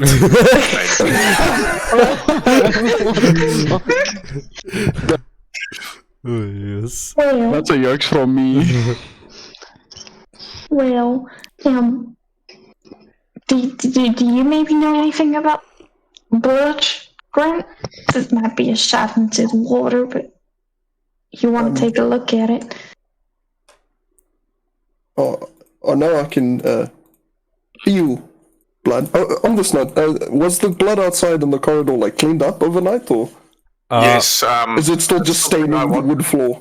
that's something I wanted to point out. So, when you woke up and went down the corridor, you'll notice that all the spots where the blood was is completely cleaned up. I see. Oh, now I can feel blood, but I don't really know why. But that's about it. This blood confuses me, though. It doesn't feel like blood. Yeah, And no, to illustrate a point, he takes his fingernail and just rips a line along his. Grant, what the hell are you doing? Stop that! What? Why are No, you it's hurting all yourself? right. Do you need to talk to somebody? No, relax. It's not that bad. And I just like clench my fist and the wound closes. Because blood. It's just to get it out, And then to illustrate a point, he just like the blood kind of drips, but it floats midair. But you see, I can feel this, but that one I can't. It's very strange. Interesting. Well, to be honest, I don't think I'm ever going to understand it until Vox could potentially explain it to us, but I don't think he's going to be very willing to. As you say that, you hear in the room next to you the creaking of a door hinge. And just the creaking of floorboards. But this time the steps are very rhythmic. And it sounds like they are proceeding to Fulon's office. It's like, I think Vox is away. Let me go. Let me go ask him. Maybe he knows. And then I'll just motion to the door and open it. Okay. Vox, you head to Fulon's office. Yeah. Actually, you go to open the door, you open it, and there's no one inside, and then you see him coming down the stairs, you just hear tuk tuk tuk tuk tuk tuk, and he has a cup of coffee and a newspaper under his arm, and is still wearing right over here. He goes, and he just drops the cup of coffee, just okay. Vox, I'm going to throw you out of a window one day. What do you want? You owe me a cup of coffee, and he just angrily stumbles past you. Vox politely kneels down in front of him and picks up the pieces of the thing and just stuffs it in his coat. And he lets the dragon fall out. The dragon is completely hangover. He falls onto the floor. He's like, and he's just, Oh, I can't feel my hind legs. If you'd allow me to suggest something, he falls into the puddle of coffee and just starts licking it.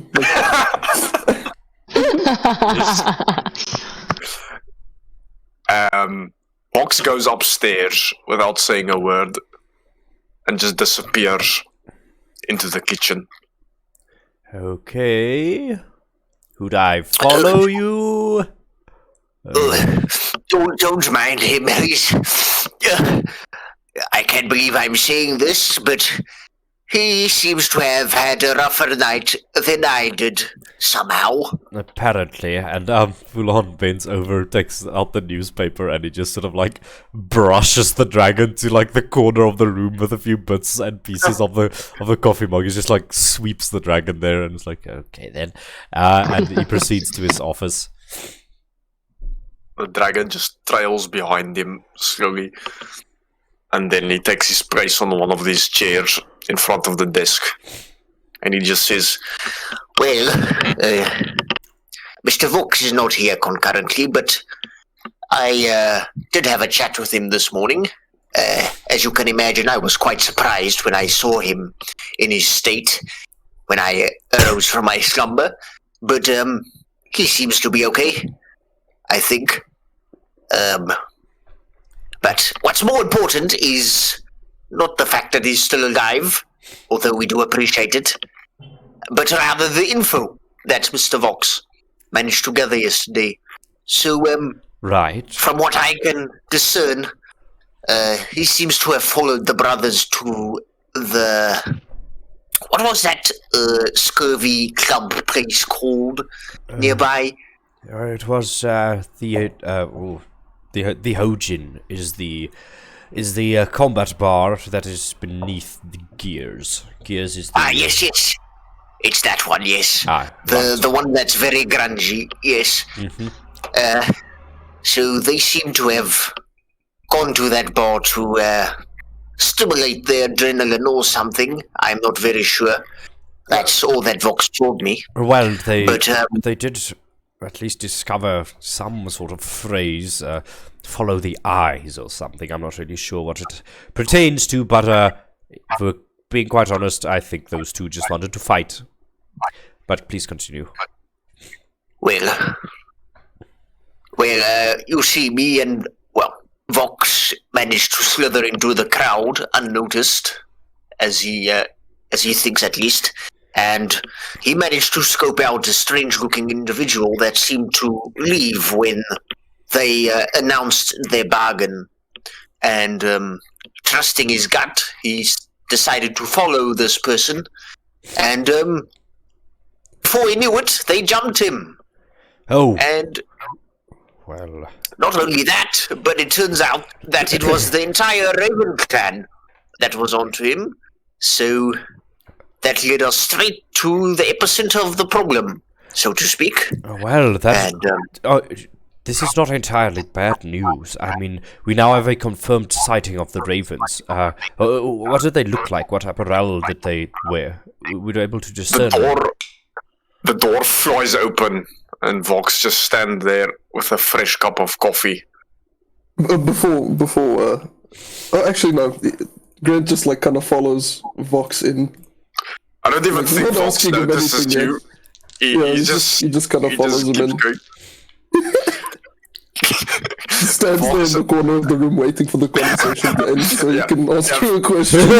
Here's what happens. Vox like stops at the desk and he just puts the cup neatly down on one of the placeholders. And as he turns around, he almost walks into you, Grant, almost walking over you. Like, even he is surprised that you were this stealthy. And you just hear this muffled. Sorry to interrupt. I just had a little question about your blood, Mr. Vox.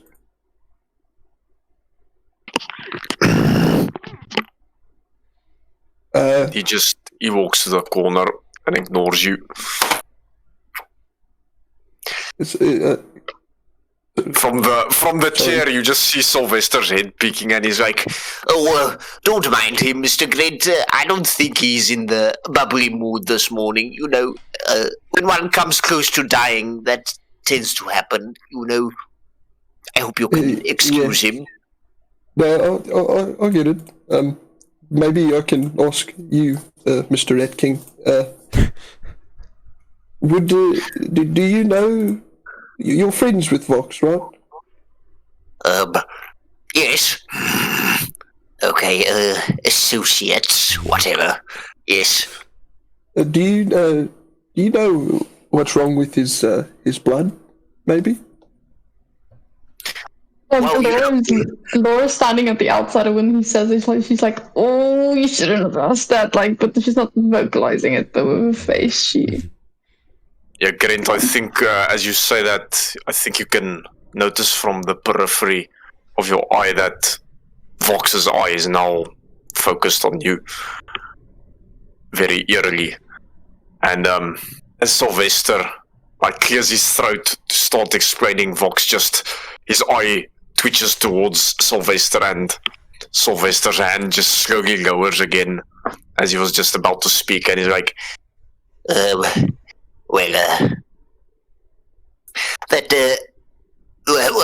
Mr. Vox says that's on a need-to-know basis, so maybe later, I don't know. Alrighty then. Can't go anywhere with you, eh? Okay. I'll ask again another time. Sorry, continue the meeting. Sorry again, and he just pulls the door closed behind him. You know, Vox, it really wouldn't hurt for you to be a bit more bubbly, you know? Vox doesn't respond. I'm outside in the corridor. I just look at Alora and go, I think you were right. He doesn't want to talk about his blood. Yeah. Would you like to talk about your blood? It's a ridiculous question. Don't be so negative. I've been trying to reach you about your blood's extended warranty. Well, I did try to warn you. Do you want to go get some breakfast or something? Yeah, I'd like some food. Do we have any sandwiches? No, I assume we just go upstairs and make ourselves some grub. That reminds me of something. Well, I'm the best at making sandwiches, so let's go. Laura just... Session 0. When you guys get to the kitchen, you notice all the dirty dishes and stuff are no longer dirty, and they are neatly packed. Box the housewife. The washing machine, or whatever you want to call it. Well, Fulan sure keeps his agency tidy, doesn't he? Well, let me get you a sandwich, Grant. It's my specialty. And you... Thank you. Oh, yes. Food poisoning! She then continues to make a sandwich, but the sandwich has the weirdest mix of ingredients put together. Like, she has no clue of what ingredients taste good together. So it's literally like bread, raw fish, what would be gross? Mustard. Mustard, Mayonnaise and jam. Literally anything she could see together, she's gonna take it. It's gonna be a massive sandwich, and then she comes back with this massive plate, and she puts it on the table with this massive smile, and she's like super proud of herself. Here you go, Grant.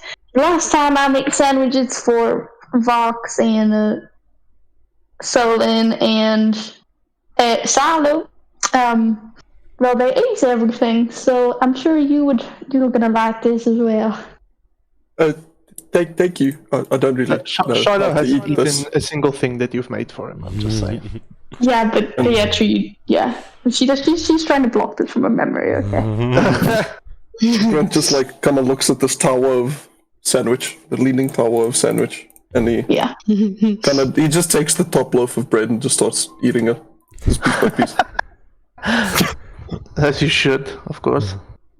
Well, she's kind of like looking at you with these big puppy dog eyes, like, well, how is it? Is it good? I know it's good, right? Did I do something? Oh, I can honestly say this is one of the best sandwiches I've had, which is only 2 sandwiches, which is not a lot. Well, Grant, you're always welcome. Sandwiches I've had. Whenever you want a sandwich, you just call on old Laura over here, and she'll make you an Laura original. I'll do that next time. And he just grabs the piece of raw fish, I suppose, and starts chomping on it. He just goes layer by layer. So, Grant, what's your story? I mean, It's not a very long or interesting one. I grew up here, and then I was thrown in a cage, and now I'm here. And that's actually about it. so what do you mean that's all about it? Were you in a cage the whole of your life? For a long time. I don't know how long exactly, but a long time. So you're telling me you never went outside? No, not really. They let me out the cage to kill some rats and things every now and then. But So no. you missed out on a lot. I guess, yeah. But Well, that means we're just gonna have to put our heads together and think about everything you missed, and we're just gonna have to relive it again. So, I'd do you have love to any? go pebble Yeah. hunting again. That was fun. I only found this piece of broken glass though, and he pulls out the diamond and he just puts it on Did the someone table. say pebble hunting? You just see a Silas appear from behind you. And as you say that, you just all watch Grant take out a pure 300 gold piece diamond. Just it gleams in the light. It's almost blinding. Where did you find this? When pebble hunting, I was looking for pebbles, but I only found glass. Would I know what it is? It's a diamond. Gloss? You know Yeah. what a diamond looks like. Obviously, Wait. just a picture. How? This is insane, mate. How did you find this? You don't know what it is, do you? It's glass. No. No, my little friend, it's not glass. That is a diamond. I don't know what that is. It's super valuable, Grant. I mean, if you sell it, you can literally buy a lot of things. Can I buy more sandwiches? You can have any amount of sandwiches you want, mate. You don't even have to sell the diamond for that. So, Then I don't really want the diamond, but I'd still like the sandwich. And he just takes the next layer, some kind of rotten meat smeared with marmite or something. well, Grant, isn't there something you want to experience? That diamond might help you do it. You can keep for a rainy day if you don't want really to. know. I just want to enjoy my sandwich, and then later maybe have another one. But besides that, nothing. No. Do you want to go pebble hunting with us? Maybe after breakfast? That would be fantastic, actually. I'd like that too. I like pebble hunting. Oh well. Right? Finding pebbles also nice, but again, just know, Grant, that's not a pebble. If you find another one like that, you, my friend, are a miracle finder. Because that is not easy to find. You cannot find that just anywhere. So that is... I'll keep a lookout for things that look like glass, and then I'll tell you. Sure, mate. Whatever you want to do. But just keep that one safe, eh? And like, for your safety as well. Don't show these to the big brothers, eh? So I have to go. Pebbles? Oh, But how? Like, they will take your pebbles. So keep your pebbles. Preferably. Keegan, Continue, Alora. Yes, Alora. Keegan, I just have to go. I have to go eat dinner. Okay. But how long will the session still be? Probably not that long. No, probably not that long. Okay. Bye. Just for now. Okay. As that happens, as they have their moment, what are the rest of you doing? Well, Shadow is not in his room, and he's not upstairs. He couldn't sleep. Okay. I mean, he did sleep for as long as he should have, and but then he just got up very, very early because lying awake in his bed, he started thinking about some things, and he thought about the picture that Vox drew, recognizing obviously the Earth Genasi with the scar and everything, working downstairs. Obviously, has something to do with what happened to Vox, and although he doesn't really care about what happened to Vox, he realizes that he does realize that Vox wouldn't have gone after this individual for no reason, getting himself into trouble. So there must be a reason. So he got up very early, and he was one of the first customers to sit in the Toad Princess, and he's currently sitting there just. Interesting.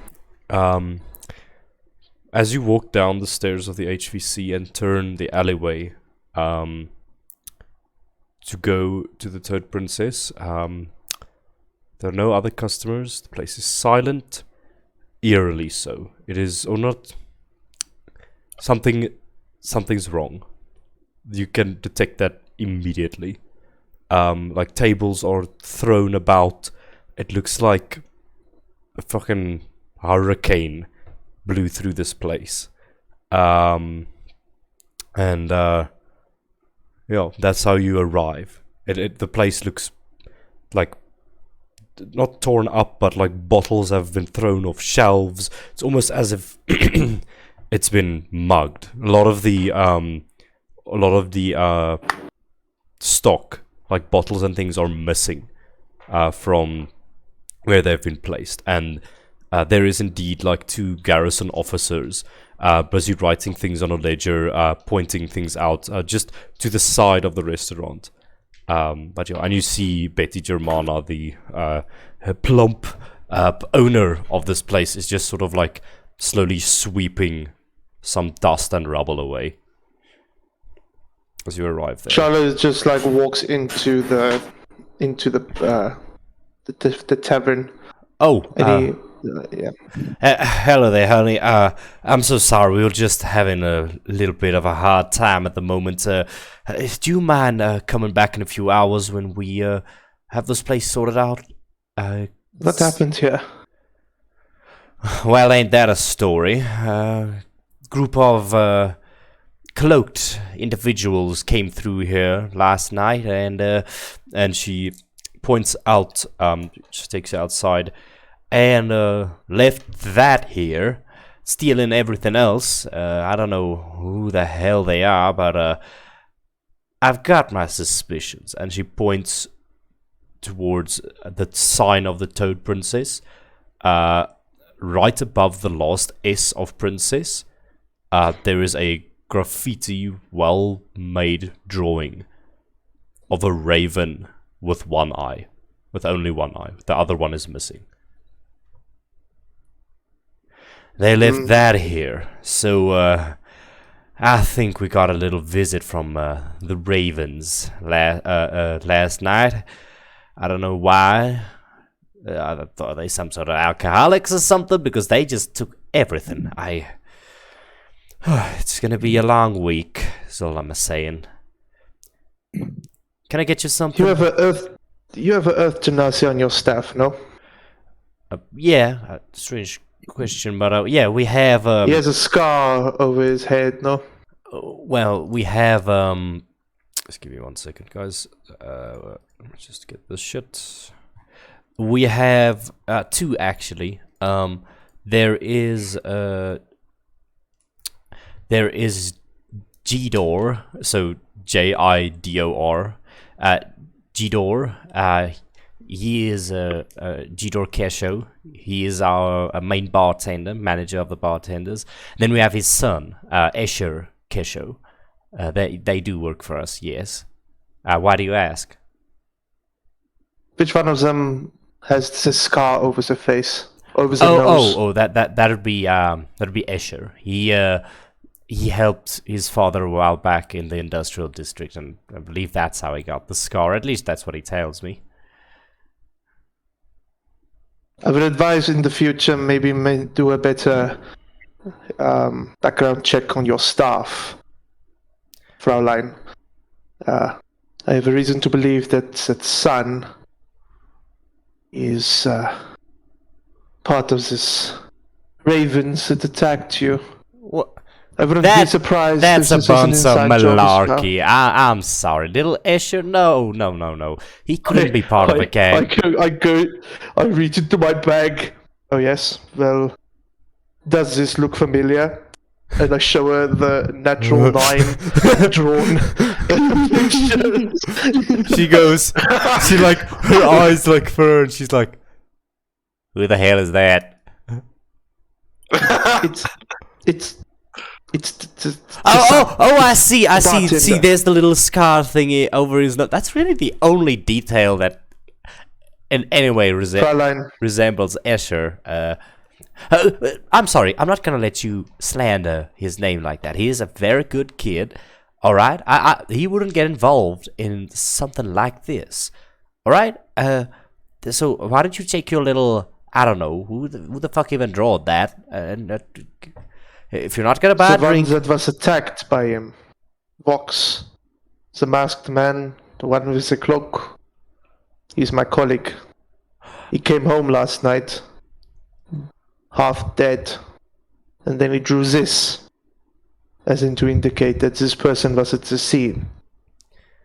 Do with that what you will, Fraulein. I'm just informing you. I think I have all the information I need just looking, and he just looks at the crow with the one eye. Mm-hmm. And he leaves the picture there. Right. Turns around and walks away. Alright, I just advise you to not make such allegations lightly, but I will look into it. Thank you. And she turns and you see she walks towards the sort of middle-aged Earth Genasi man, very handsome, very well built. He's the guy that works in the industrial district and here. But yeah, she walks to him, and you would assume this is Jidor or Jador or whatever. And they begin having a conversation. What are you doing? I think Charlotte makes his way back up towards the rest. Okay.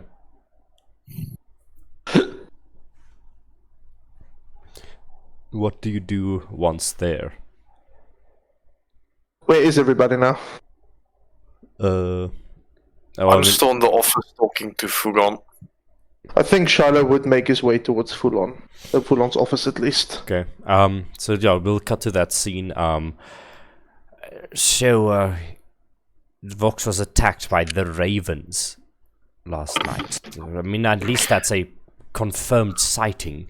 Sorry, Vox, about all the cuts and pains and whatever. But this is valuable information. We now know that they actually do exist and make their moves from within the shadows. We now just have to find the hideout or those weird markings that people keep mentioning. Keegan, just out of game question. I do believe Vox was at the bar before while the son was bartending. Yes. So, do you think it's possible for Vox to make a history check now to see if he is able to make that connection now? Since he is more clear-headed. You can choose to make that connection. I mean, yeah, I think you'd make that connection. Okay, so I don't need to make a check for it. No. Okay, cool. Well, yes, at least what we know now is that there are at least 5 members present in the Ravens team. One, which is a Earth Genasi of some sort. What's that? No, that cannot be. There's no way that he would have been under our noses this whole time. Could it be? Are you sure? That's a pretty hefty allegation to make there, Vox. You know, it was in the dead of night, so you might have accidentally mistaken him for someone else, you know. Well, I guess that is true. You don't get to see many Earth Genasies with scars in this part of town. Well, Mr. Fulan, as I've just been told, it seems that one of their members are working for the Toad Princess. Well, I wouldn't like to drop such a bomb on Miss Betty, but Too late. Shiloh enters the room. what do you mean too late? What did you do? I made that connection last night, so I decided to go to the tavern to maybe see if I can get some information. Unfortunately, our tavern has been raided by our raven friends. The Toad Princess has been raided. Indeed. Oh, Wait. Did you speak with anybody about this? No. You're the first people I've spoken with. I did tell the Fraulein that works there that she might have a bit of a scoundrel in her staff. Seems like it's the son of the bartender. Yes. Why would you disclose such information? It's confidential, my boy. You are jeopardizing our mission. He asked calmly. Dragon, we have the first marking downstairs right now. Oh, my boy, you have so much to learn about the reconnaissance business. Oh. He just kind of furls his forehead.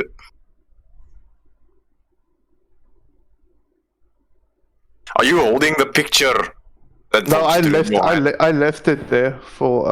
I think Grant would probably have grabbed the picture and his own photo and just hung them in his room. Also, look at that. Shiloh kind of showed the picture to the bartender, so Shiloh. Never mind. I take that back completely. I'm talking fucking nonsense. Ignore what I just said. No, I'd say Shiloh came into your room and just stole it from the. I see. You thief. Yeah, indeed. Just next to there. Okay, so what are you all doing? I say we started the Toad Princess. This is very bad. If she tells anybody in the staff about this, they will catch on, and they might be able to trace it back to us. Well then, Shiloh kind of. He just stays silent, no emotion, but there's a hint of regret because he's just thinking back. Oh, she did went to speak with the father, and he doesn't say that though. He just well, then Fox is giving you a look of judgment. Before said information gets out, then come, we have to make haste. Find their hideout. Find them. You say there's a. Was there a marking, or was there something left at the Toad Princess? There was a marking of a raven with one eye. Right. Fair to assume that this is the eyes that we need to follow, correct? Right. Get on to it then. Time is wasting. Alright. Oh, I must by the warn way, you, if we are to go after these individuals, Vox says they are heavily armed.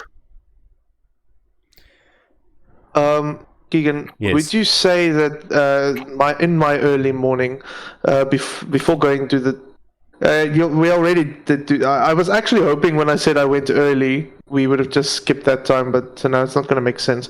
I wanted to go see if I can go get the parts for clockwork, but I'm guessing that's just okay.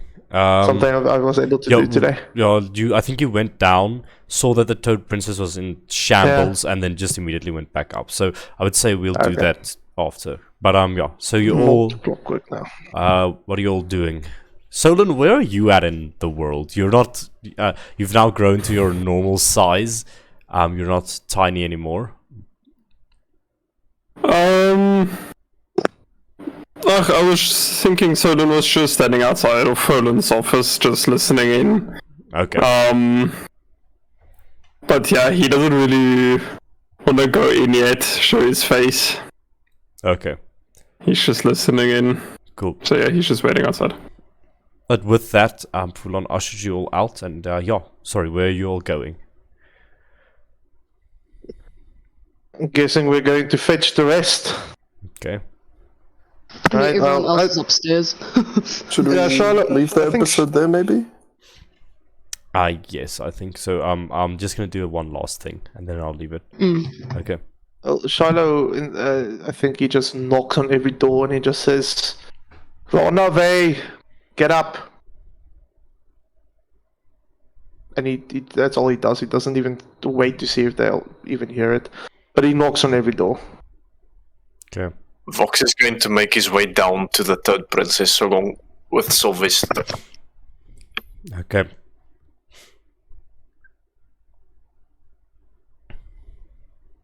And do the rest of you follow suit? Yeah, probably Silas will go. Well, Everyone else. Alexander and Sergei are still sleeping. Yeah. Shiloh didn't try his best to wake you guys up. He just knocked once or twice and then he left. So, But I assume Alora would be more... I mean, if they're not awake yet, I think Silas will just, like, slowly go to the rooms and just, like, bang on them very, very loudly and then run away.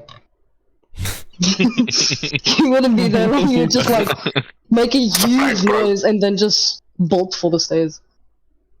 Oh, fine. Yeah, Sergey will stand up, open the door, see no one's there, and just be like, what the fuck?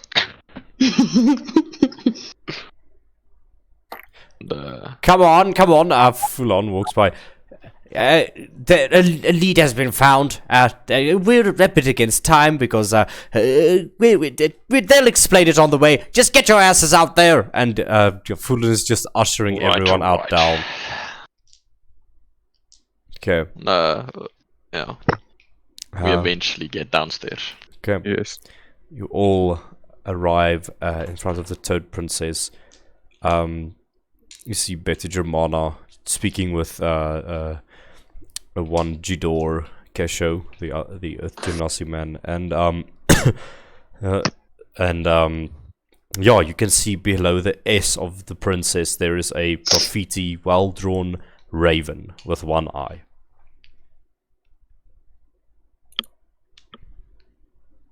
What do you do? Alexander would just say, follow the eyes. I get it now. Vox is But we just eyeing, look for the rest of the markings. Vox is eyeing the Genasi up and down. He looks... I assume he looked quite similar to his son. Yes. But he's much more like muscular and yeah, but he does look similar. So, do we like, and Grant kind of points to the symbol and then turns around and looks at where it's facing. Do we just go that way, or? In which direction is it facing? It's just sort of straight ahead. Just give me 1 second. Let me just get a reference before I start lying to you. It is facing in a sort of eastern-esque direction, which, yeah, strangely enough, it's strangely. Actually, make a survival check for me. Would that be Whoever wants to discern the direction or something can make a survival check. Okay. I think I'll make it. 17? That is a 21. Okay. It would be a net one. Okay. Nice, nice. So Silas and Great, you pick up on this. It is pointing in the rough direction of True Steel. Like where it's facing. weird. Oh, I don't. To be honest, I don't think Grant would really know where True Steel is. Okay. Because, Whoever. Okay. Well. Silas just knows then the got lost direction. there, so I think Yeah. Silas would remember a little bit. Yeah. So, Sergey, you'd also pick up on it. I think it's in the direction of like the steel place. You know the Smith place we had to go to. No, True Steel. I think it's in that direction. What? So we go there. I guess. I guess. Oh, probably. Do we? Okay. Can we go pebble hunting afterwards, or? Oh yeah. We'll have to move the pebble hunting to later, mate. Oh, Unfortunately. We'll go later. Don't worry about it. Definitely go. No, you can view the eyes of these ravens as pebbles as well, you know, small, circular, can collect them. don't Right. really know No, what a raven rather is. not eyes. You know, don't worry, Green, don't worry. He's not he's talking blasphemy. We'll just go get pebbles like later on. Silas pats Green's back and just like pushes him away from Sergey and Alexander. Come on, mate. Good reaction. You know, they tried to sell me last night. I heard. I mean, we wouldn't Yeah, have gotten that's not money good. for you. You would have been. It was the bargain. They would have gotten you for free. You know. And we've never lost before, You so just see there was Silas. it wasn't really gambling, you know? You just see Silas glare at you for the first time I do not know. before it what turns I don't around think back I'm to gonna neglect. Grint. Let's go, mate. And he has a smile back on his face when he turns back to Grint. Yeah, alright. And I assume we just walk straight in the direction of True Steel. You walk to True Steel and you arrive at True Steel. Real steel. So, is there supposed to be Yeah. another thing here? Or I just look around and see if there's Investigation no or clue. perception.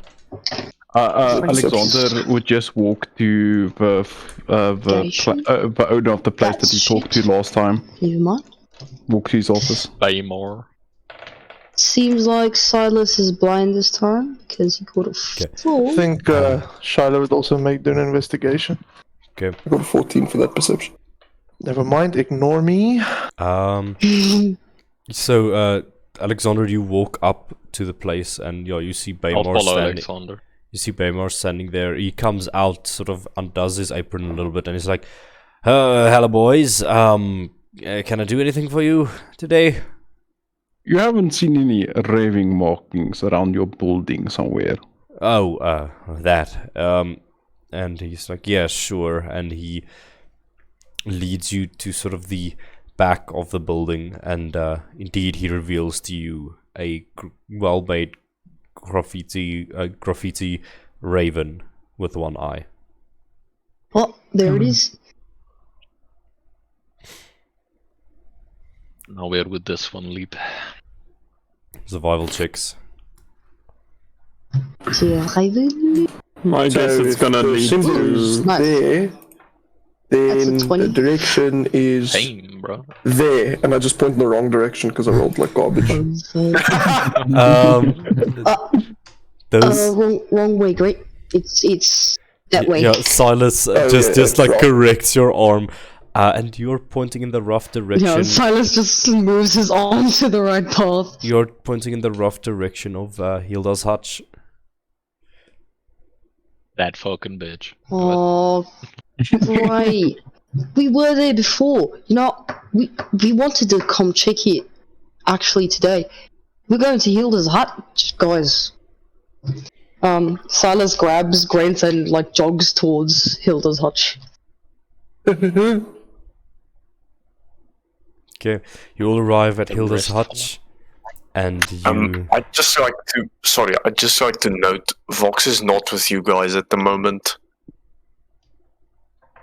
He's following. He's gonna follow the Earth Genasi dad to his home stealthily. Alright. Okay. I would say for the moment, he's not going home. He is helping to clean up the store and open for a day's business. So he's probably going to stay at the store for quite some time. Fair. Yeah. I think Vox will just wait for him like a moron outside until he leaves. Okay, so you're going to wait the whole day because it's early morning. Yep. Oh. Okay, well, in that case, you'll take... When do the shifts end? Like, when does the place close? You don't know. I mean, okay. Late at night, you would imagine. Okay. Okay, yeah, I asked this too late, but... Yeah, is it possible to inquire at the lady and ask her when it closes the place? I mean, the thing is, when it comes to bars and stuff, they do have sort of a closing time or whatever. She tells you like 12 o'clock at night is when they usually close.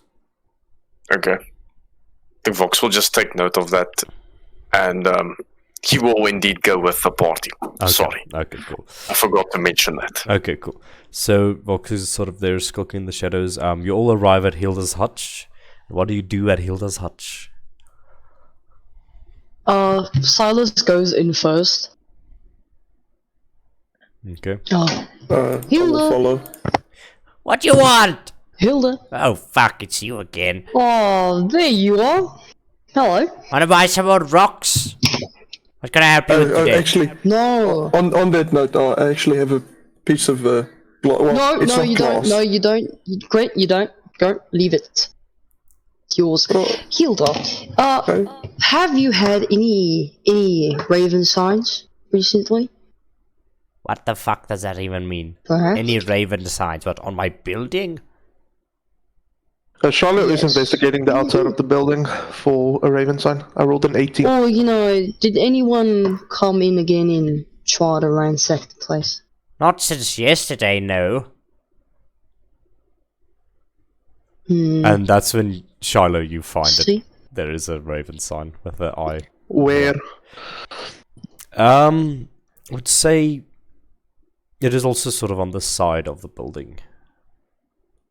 Well, actually, no. This one would be no. This one would be on the front because the front is facing the road. Yeah, it is on the front. Alright, I pointed out. So it is. You hear this from outside, Silas. He looks to the outside. Well, Hilda, did you know there was a sign outside your door?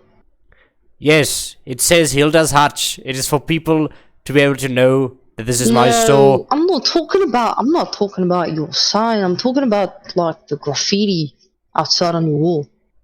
I am not aware of any graffiti. I don't hope that it was you that put it there. Lest I stuff you in a small glass case and bury you for all eternity. I hope it wasn't you. So you're telling me you didn't notice the raven graffitied on your wall before we came here? Whoa. Alright. Don't start insulting my eyesight now, okay? I know I'm an old woman, but I can still throw down. I'm just saying. Oh, You didn't are we fighting notice the old lady now? a raven. No, we're not fighting Get Green. I'm just saying, you Yet. didn't notice a graffitied raven on your wall. No, I didn't. Why would I notice that on my wall? Since when have you been here, Hilda? Like this morning. Since what time? I've been here since... And she looks back, and there's a sleeping bag and a pillow behind the counter. That's not important. And when do you close at night? When I feel like it. What's with all the questions? Questions? Because How did you not notice? Why does that matter? Someone graffiti something on your wall. Why does that matter? Because it matters. Because we're looking into the people that ransacked your place. That is why it matters. Well, there's not really something I can do about it now, is there? You didn't hear anything last night? No. Or this morning? Not last night, no. Nothing? No. Can I inside check her, please? Yes. I would also like to cast Detect Hot. Really? Fucking hell, 13. It's worse than usual. I would say that you detect that she's lying, but not about like noise or anything. About Knowing. knowing. Yes, it has been there for a while.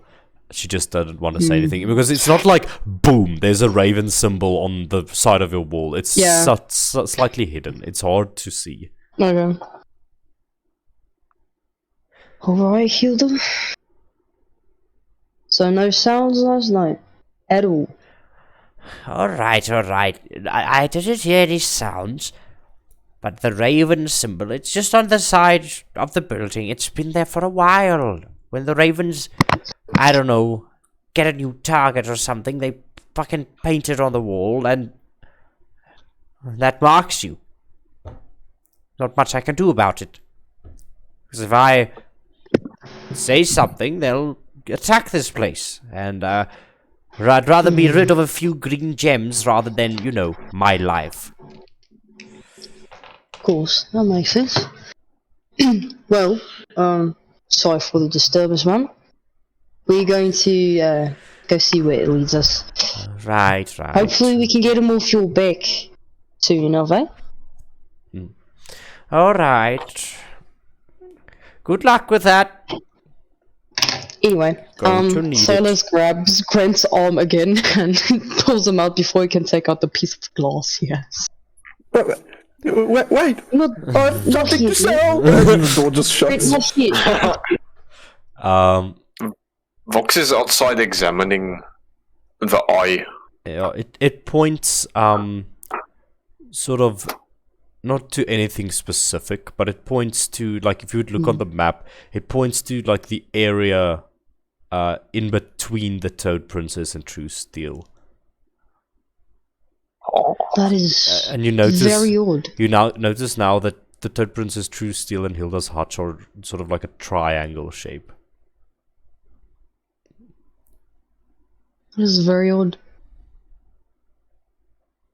Very odd. So we just go back to where we were. Near the HVC. No. It's not. This Hilda's Hutch's one isn't pointing to the Toad Princess. Between it is Steel. It is pointing between Toad Princess and True Steel. Yeah. Can you put the city map on the owlbear, maybe? Oh, I thought I had it on the owlbear. No, that's why I. There we go. So, if we, I don't know why this shit is stopping all the time. So if you have like True Steel, so Toad Princess's one is pointing to True Steel, and then True Steel is pointing to Hilda's Hutch, and then Hilda's Hutch is pointing like here. Oh. Well, So it's somewhere over here. in this general direction, yeah. Yes, but yeah, you do notice that this is sort of some triangle situation. Triangle. So. No.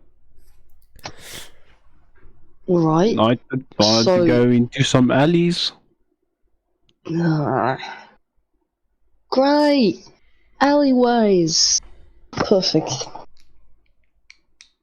Let's go, I guess? I think Vox feels in the area where he was shot by a crossbow. Then he just kind of looks up and dismisses it. Just hear a subtle groan again. You good, Vox? I'm gonna take that as a sure thing. And he points finger guns at you and turns around and walks. Vox just looks at you, and then he looks at his own hands and tries to secretly mimic that movement, but not for anyone to see. Yeah, Of course, obviously. In secret. Yeah. So Silas walks off. you're all just walking in line with the eyes. Yes, ma'am. Yep. I'm gonna ask for a group. Oh, sorry. With every graffiti, was there only one eye on Yes. every bird? Each raven only had one eye. Interesting. Alright. What's the time of day now? It's like 11, 12 maybe. You've been Okay. quite busy for quite some time. Okay. Yeah. Yes, group what? What now? Group what, yes. Yeah, it would be like 11 now, and you all head following the eyes. We're going to ask for a group. I think investigation check. Just Okay. like you're looking through to find something. Oh, that was a shit investigation. Oof. 18. Bruh. Okay, so we've got None. Sergey, what you got? 17. Okay, Silas. 9. Cool. Grant. 11. Okay. Alexander. A solid 6. Okay. Solon. 18. Cool. Vox. You guys are gonna hate me. That one. Shiloh. No. 5. Wonderful. Jeez. Okay. You all begin walking through this area and find nothing for some time, but then Grant and Solon, you actually do see something interesting. You head into what is a collection of alleyways and buildings, but there's one alleyway that you almost miss, but then you stop, go back, walk into it, and indeed you see a standalone building that's sort of not connected to any of the other buildings in this area, and above its door there's just three eyes that are just like sort of black, like black emotionless eyes. They don't have pupils or anything. It's just like they look like detached raven eyes, essentially. Above the door. Above the door, yes. I think we know what building to burn down. Grant walks up to the door and knocks. There is no response. Get Solon. Okay, that's fine. Fox I don't disappears think we're behind the in right now. dumpster when he does that. Hey, Charlotte just sits back in what are you doing curiosity. at the dumpster? Can you knock a little louder there, Gren? You wanna alright, knock and then louder? he just knocks a tiny bit louder. Like, doop, doop, doop. There's no, Like that? Did you mean like that? No, I mean more like this, Silas and I want to just try and gets kick down the his door. one sword out. Yeah, fuck yeah. make a athletics check. Please be good. Just saying Silas has his sword with him in Okay. case anything happens. You kick the door in, it flies off of its hinges and falls into the room. Make a perception check for me. I have the best eyes ever. That's a 6. Oh, wow. Okay. Anyone else care for a perception check? Yes, I will follow my brother shortly. You look into the room, Sergey, and it's I get a 20. it's basically an empty room with a bunch of crates and shit in it. Just give me 1 second. 20 for your perception, Alexander. Yes, not that 20. 20. The moment the door is kicked down, it's almost like there was a strand of spider silk that was hanging in front of the door, when the door is kicked down, that spider silk breaks, just sort of glimmers and fizzes almost, like a slight bit of magic, and then it just disappears out of existence. What you see, and the room is empty. what you see is it's a 3-story abandoned apartment building. You have gone through the main entrance, but looking in, you see there is also a back entrance, which is barred by 3 crates. It is a large crate, a medium crate, and a smaller crate, just sort of stacked around each other, barring the back door. And there are there's rubbish and things lying around.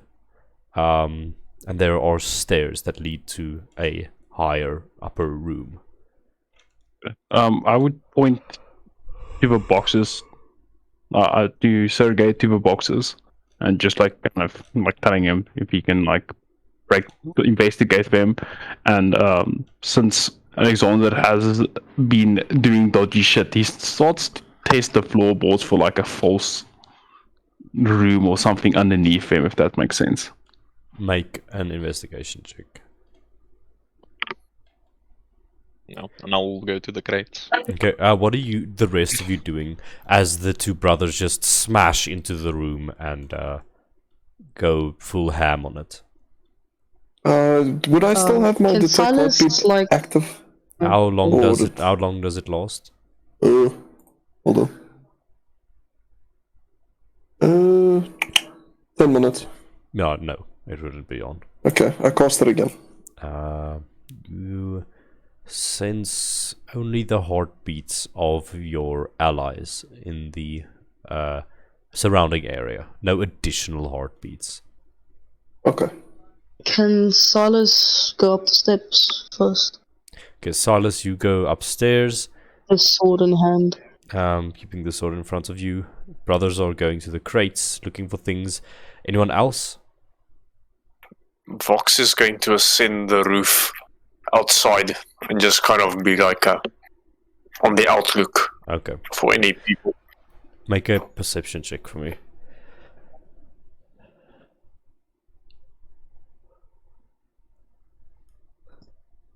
$19.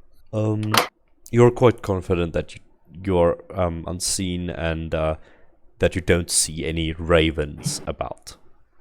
At least, yeah. Okay, so Silas, you go upstairs. We'll get to you in a moment. But what you immediately see upstairs is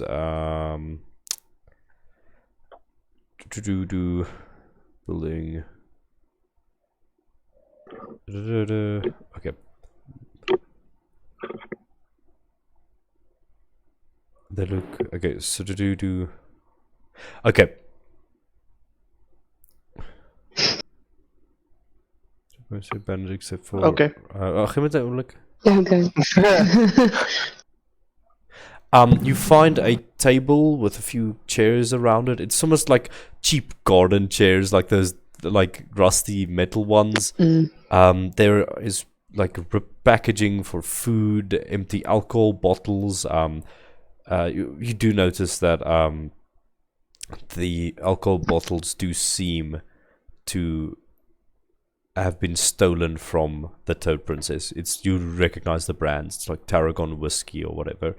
There are a bunch of cigarette butts, as if someone has spent time here, essentially. You can make an Are some of them fresh or something like that? Make an investigation check for me. That is a 19. You look over the cigarette butts. None of them are hot or anything. It doesn't seem like they've recently been used. You do notice, however, that these aren't your regular cigarettes. It's not like grey ash in them. It's red crystalline powder material that are in the cigarettes instead of yeah. Okay. That's weird. He'll put a note on it to tell Alora about it. So Wait, that she can- Alora's here. Oh, hello. Hi, Alora. Hello. Well, depends on where Alora is at the moment. I don't think she's upstairs with him. She could be. Yet. It just depends. Okay. So, as you're investigating that, the brothers, what's your investigation check, Alexander? Like 4 or 3 or You're something looking like for that. floorboards and things, right? Yeah. You find nothing. Sergey? Oh, nice. 2. Yeah. You can try to. Do you open the crates at least? Yeah, I wanna. Yeah, I open.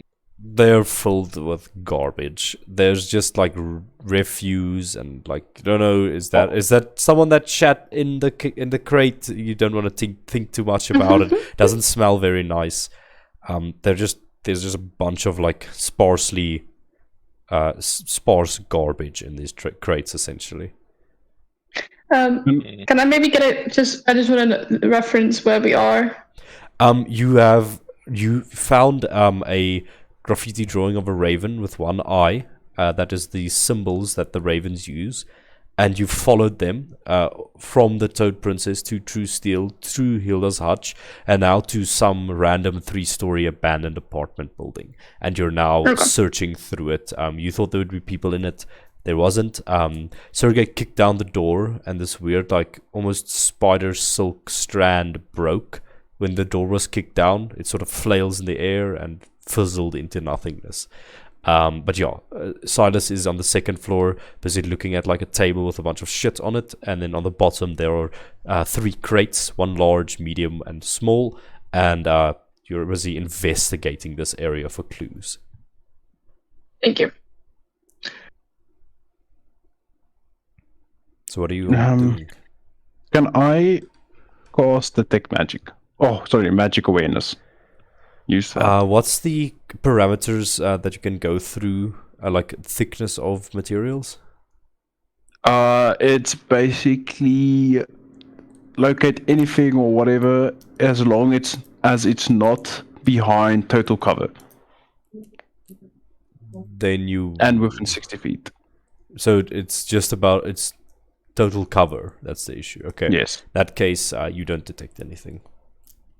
Maybe a bit from the cigarette buds. You see there's one down here, and you look at it, detect a bit of magic. There is some sort of magical residue within that cigarette butt, that like crystalline red substance. Alexander picks up. But wait, is the full cigarette still smoked, or is there still a bit left? There's a bit left.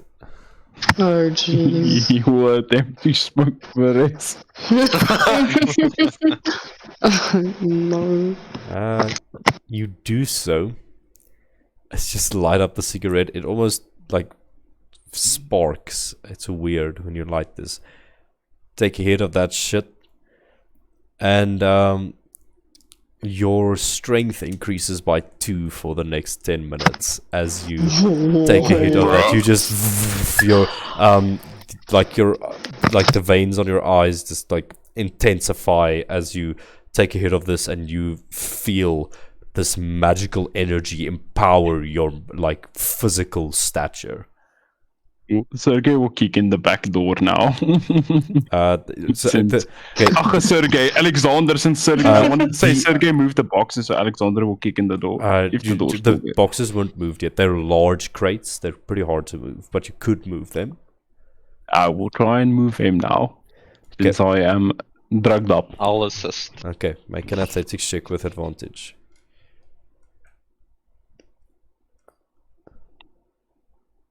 And what will my modifier be with the +2? You just add 1. You just add 1. Okay, so that's a 20. Okay, that 20 is the DC, because you feel that these crates are extremely heavy for the amount of shit that are in them. It's weird. But then you discover that there's a handle on one of these crates, which doesn't make that much sense. But then you see, oh, look, there are skid marks on the floor here. and you pull in that direction, the large crate. As you do so, it reveals a secret compartment below the crate. Sergey, I keep on doing this. Alexander would just kick in the trapdoor or whatever is There's no trapdoor. It is literally a hole. Oh, okay. Well, he's a barbarian, so he'll just jump down. You jump down. If your magic awareness was still on, you do now detect something magical within this small room. Okay. Well, I know its exact position, so I'll just move to its exact position. I'll jump down as well. Okay, you look over, and then you see shavings, almost broken little crystal bits of pure Uleri, green gems that are little shards of them that are just sort of like off in the corner, forgotten about in this place. Just give me one moment.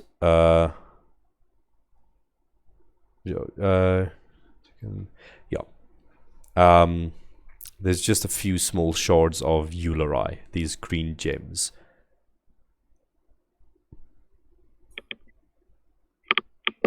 Can I pick up one of the small shards and just crush it in my robotic hand? Yes, you crush it. Okay. At this point, Alexander would just... I don't know, actually. Okay, you would just... let me just tell you what you find down there. And I think you all sort of notice this happening now. It is a small hole. Looks like a mini storage compartment of some kind. But there are no crates or anything in here. You deduce that they might have been crates in here at some point, because I would say where did the Uleri come from? Did it maybe little pieces of it fall out of a crate or something? You're unsure, but it feels like there should have been crates in here, but they're not in here anymore. There is also a large map up against one of the four walls of this small area, and there's a little ladder that leads out to the top once again. There's also like a bunch of supplies and like food rations. There's a bunch of jewelry to the one side, small baubles and things that the ravens might have stolen, and they stored down here.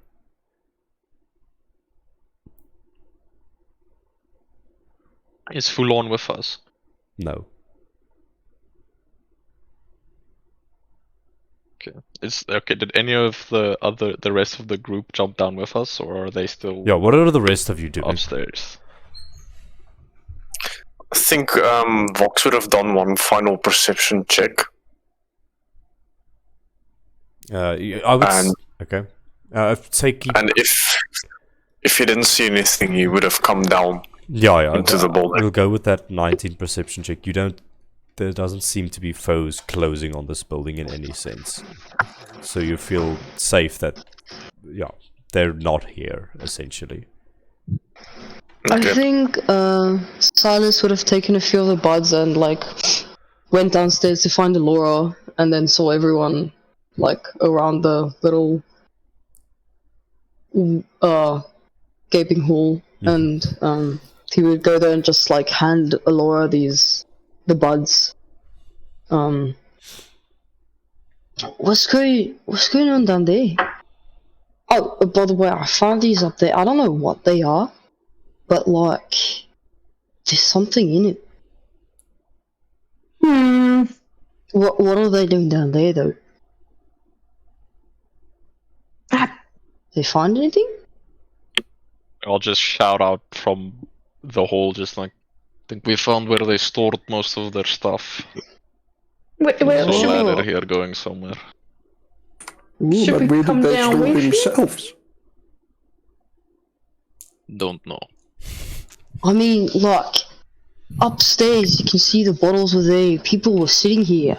Do you think they might have moved? They probably suspected we were onto them. I wonder how. Didn't really do anything, did we? Because You guys some don't think dark this is a trap? cloaked individual might have followed some of them somewhere. Yeah, And I know about Vox, informed but them like, that some people were trying to find their location. Vox looks at Shiloh. Shiloh, he doesn't look back at you. Just stays still. Does Laura know what these buds are? Does she need to roll anything? Arcana.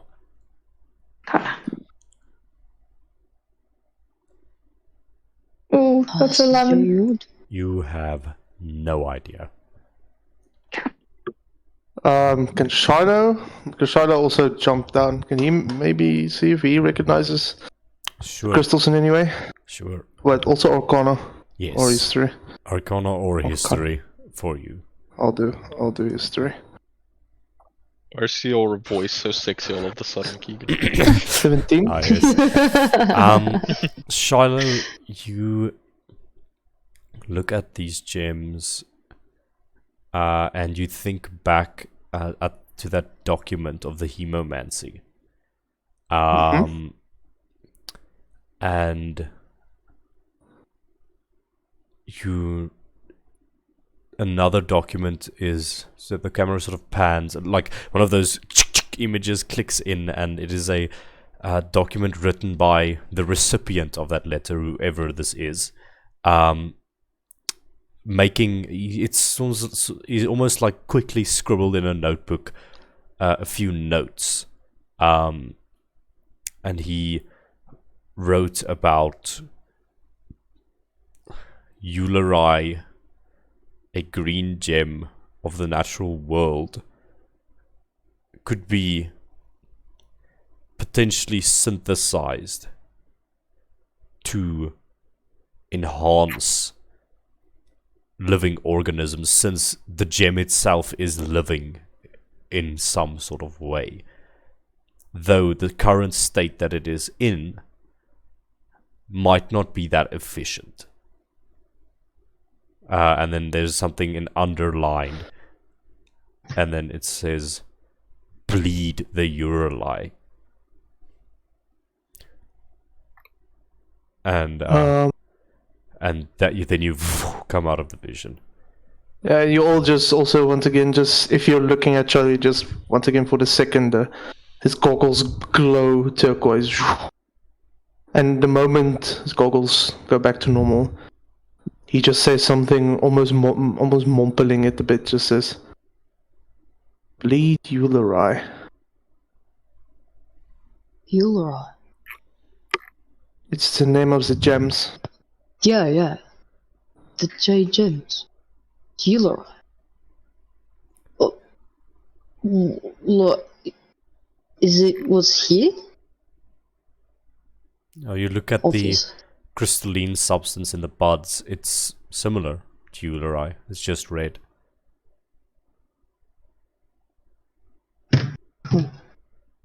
Out of game. Sorry. I have to go before my power goes out for 4 hours. So, okay. Mine I shall have dies to at say 8. goodbye. Yeah, okay, we're almost done. And it says bleed the Urali. Urali, whatever. Ulari. Okay, I made that word up, but I cannot say it. It says bleed the Ulari, and what? Wait, what says bleed the Ulari? I mean, that's what I read. Yes, that's what you read. That's what that document in your memory banks say. And with the ushering of those words, we are going to end tonight's session. And then we'll see you all next Sunday, same place, same time. Ladies and gentlemen, this was the Brass Gasconade episode 2. Until we meet again. Auf Wiedersehen. Bye.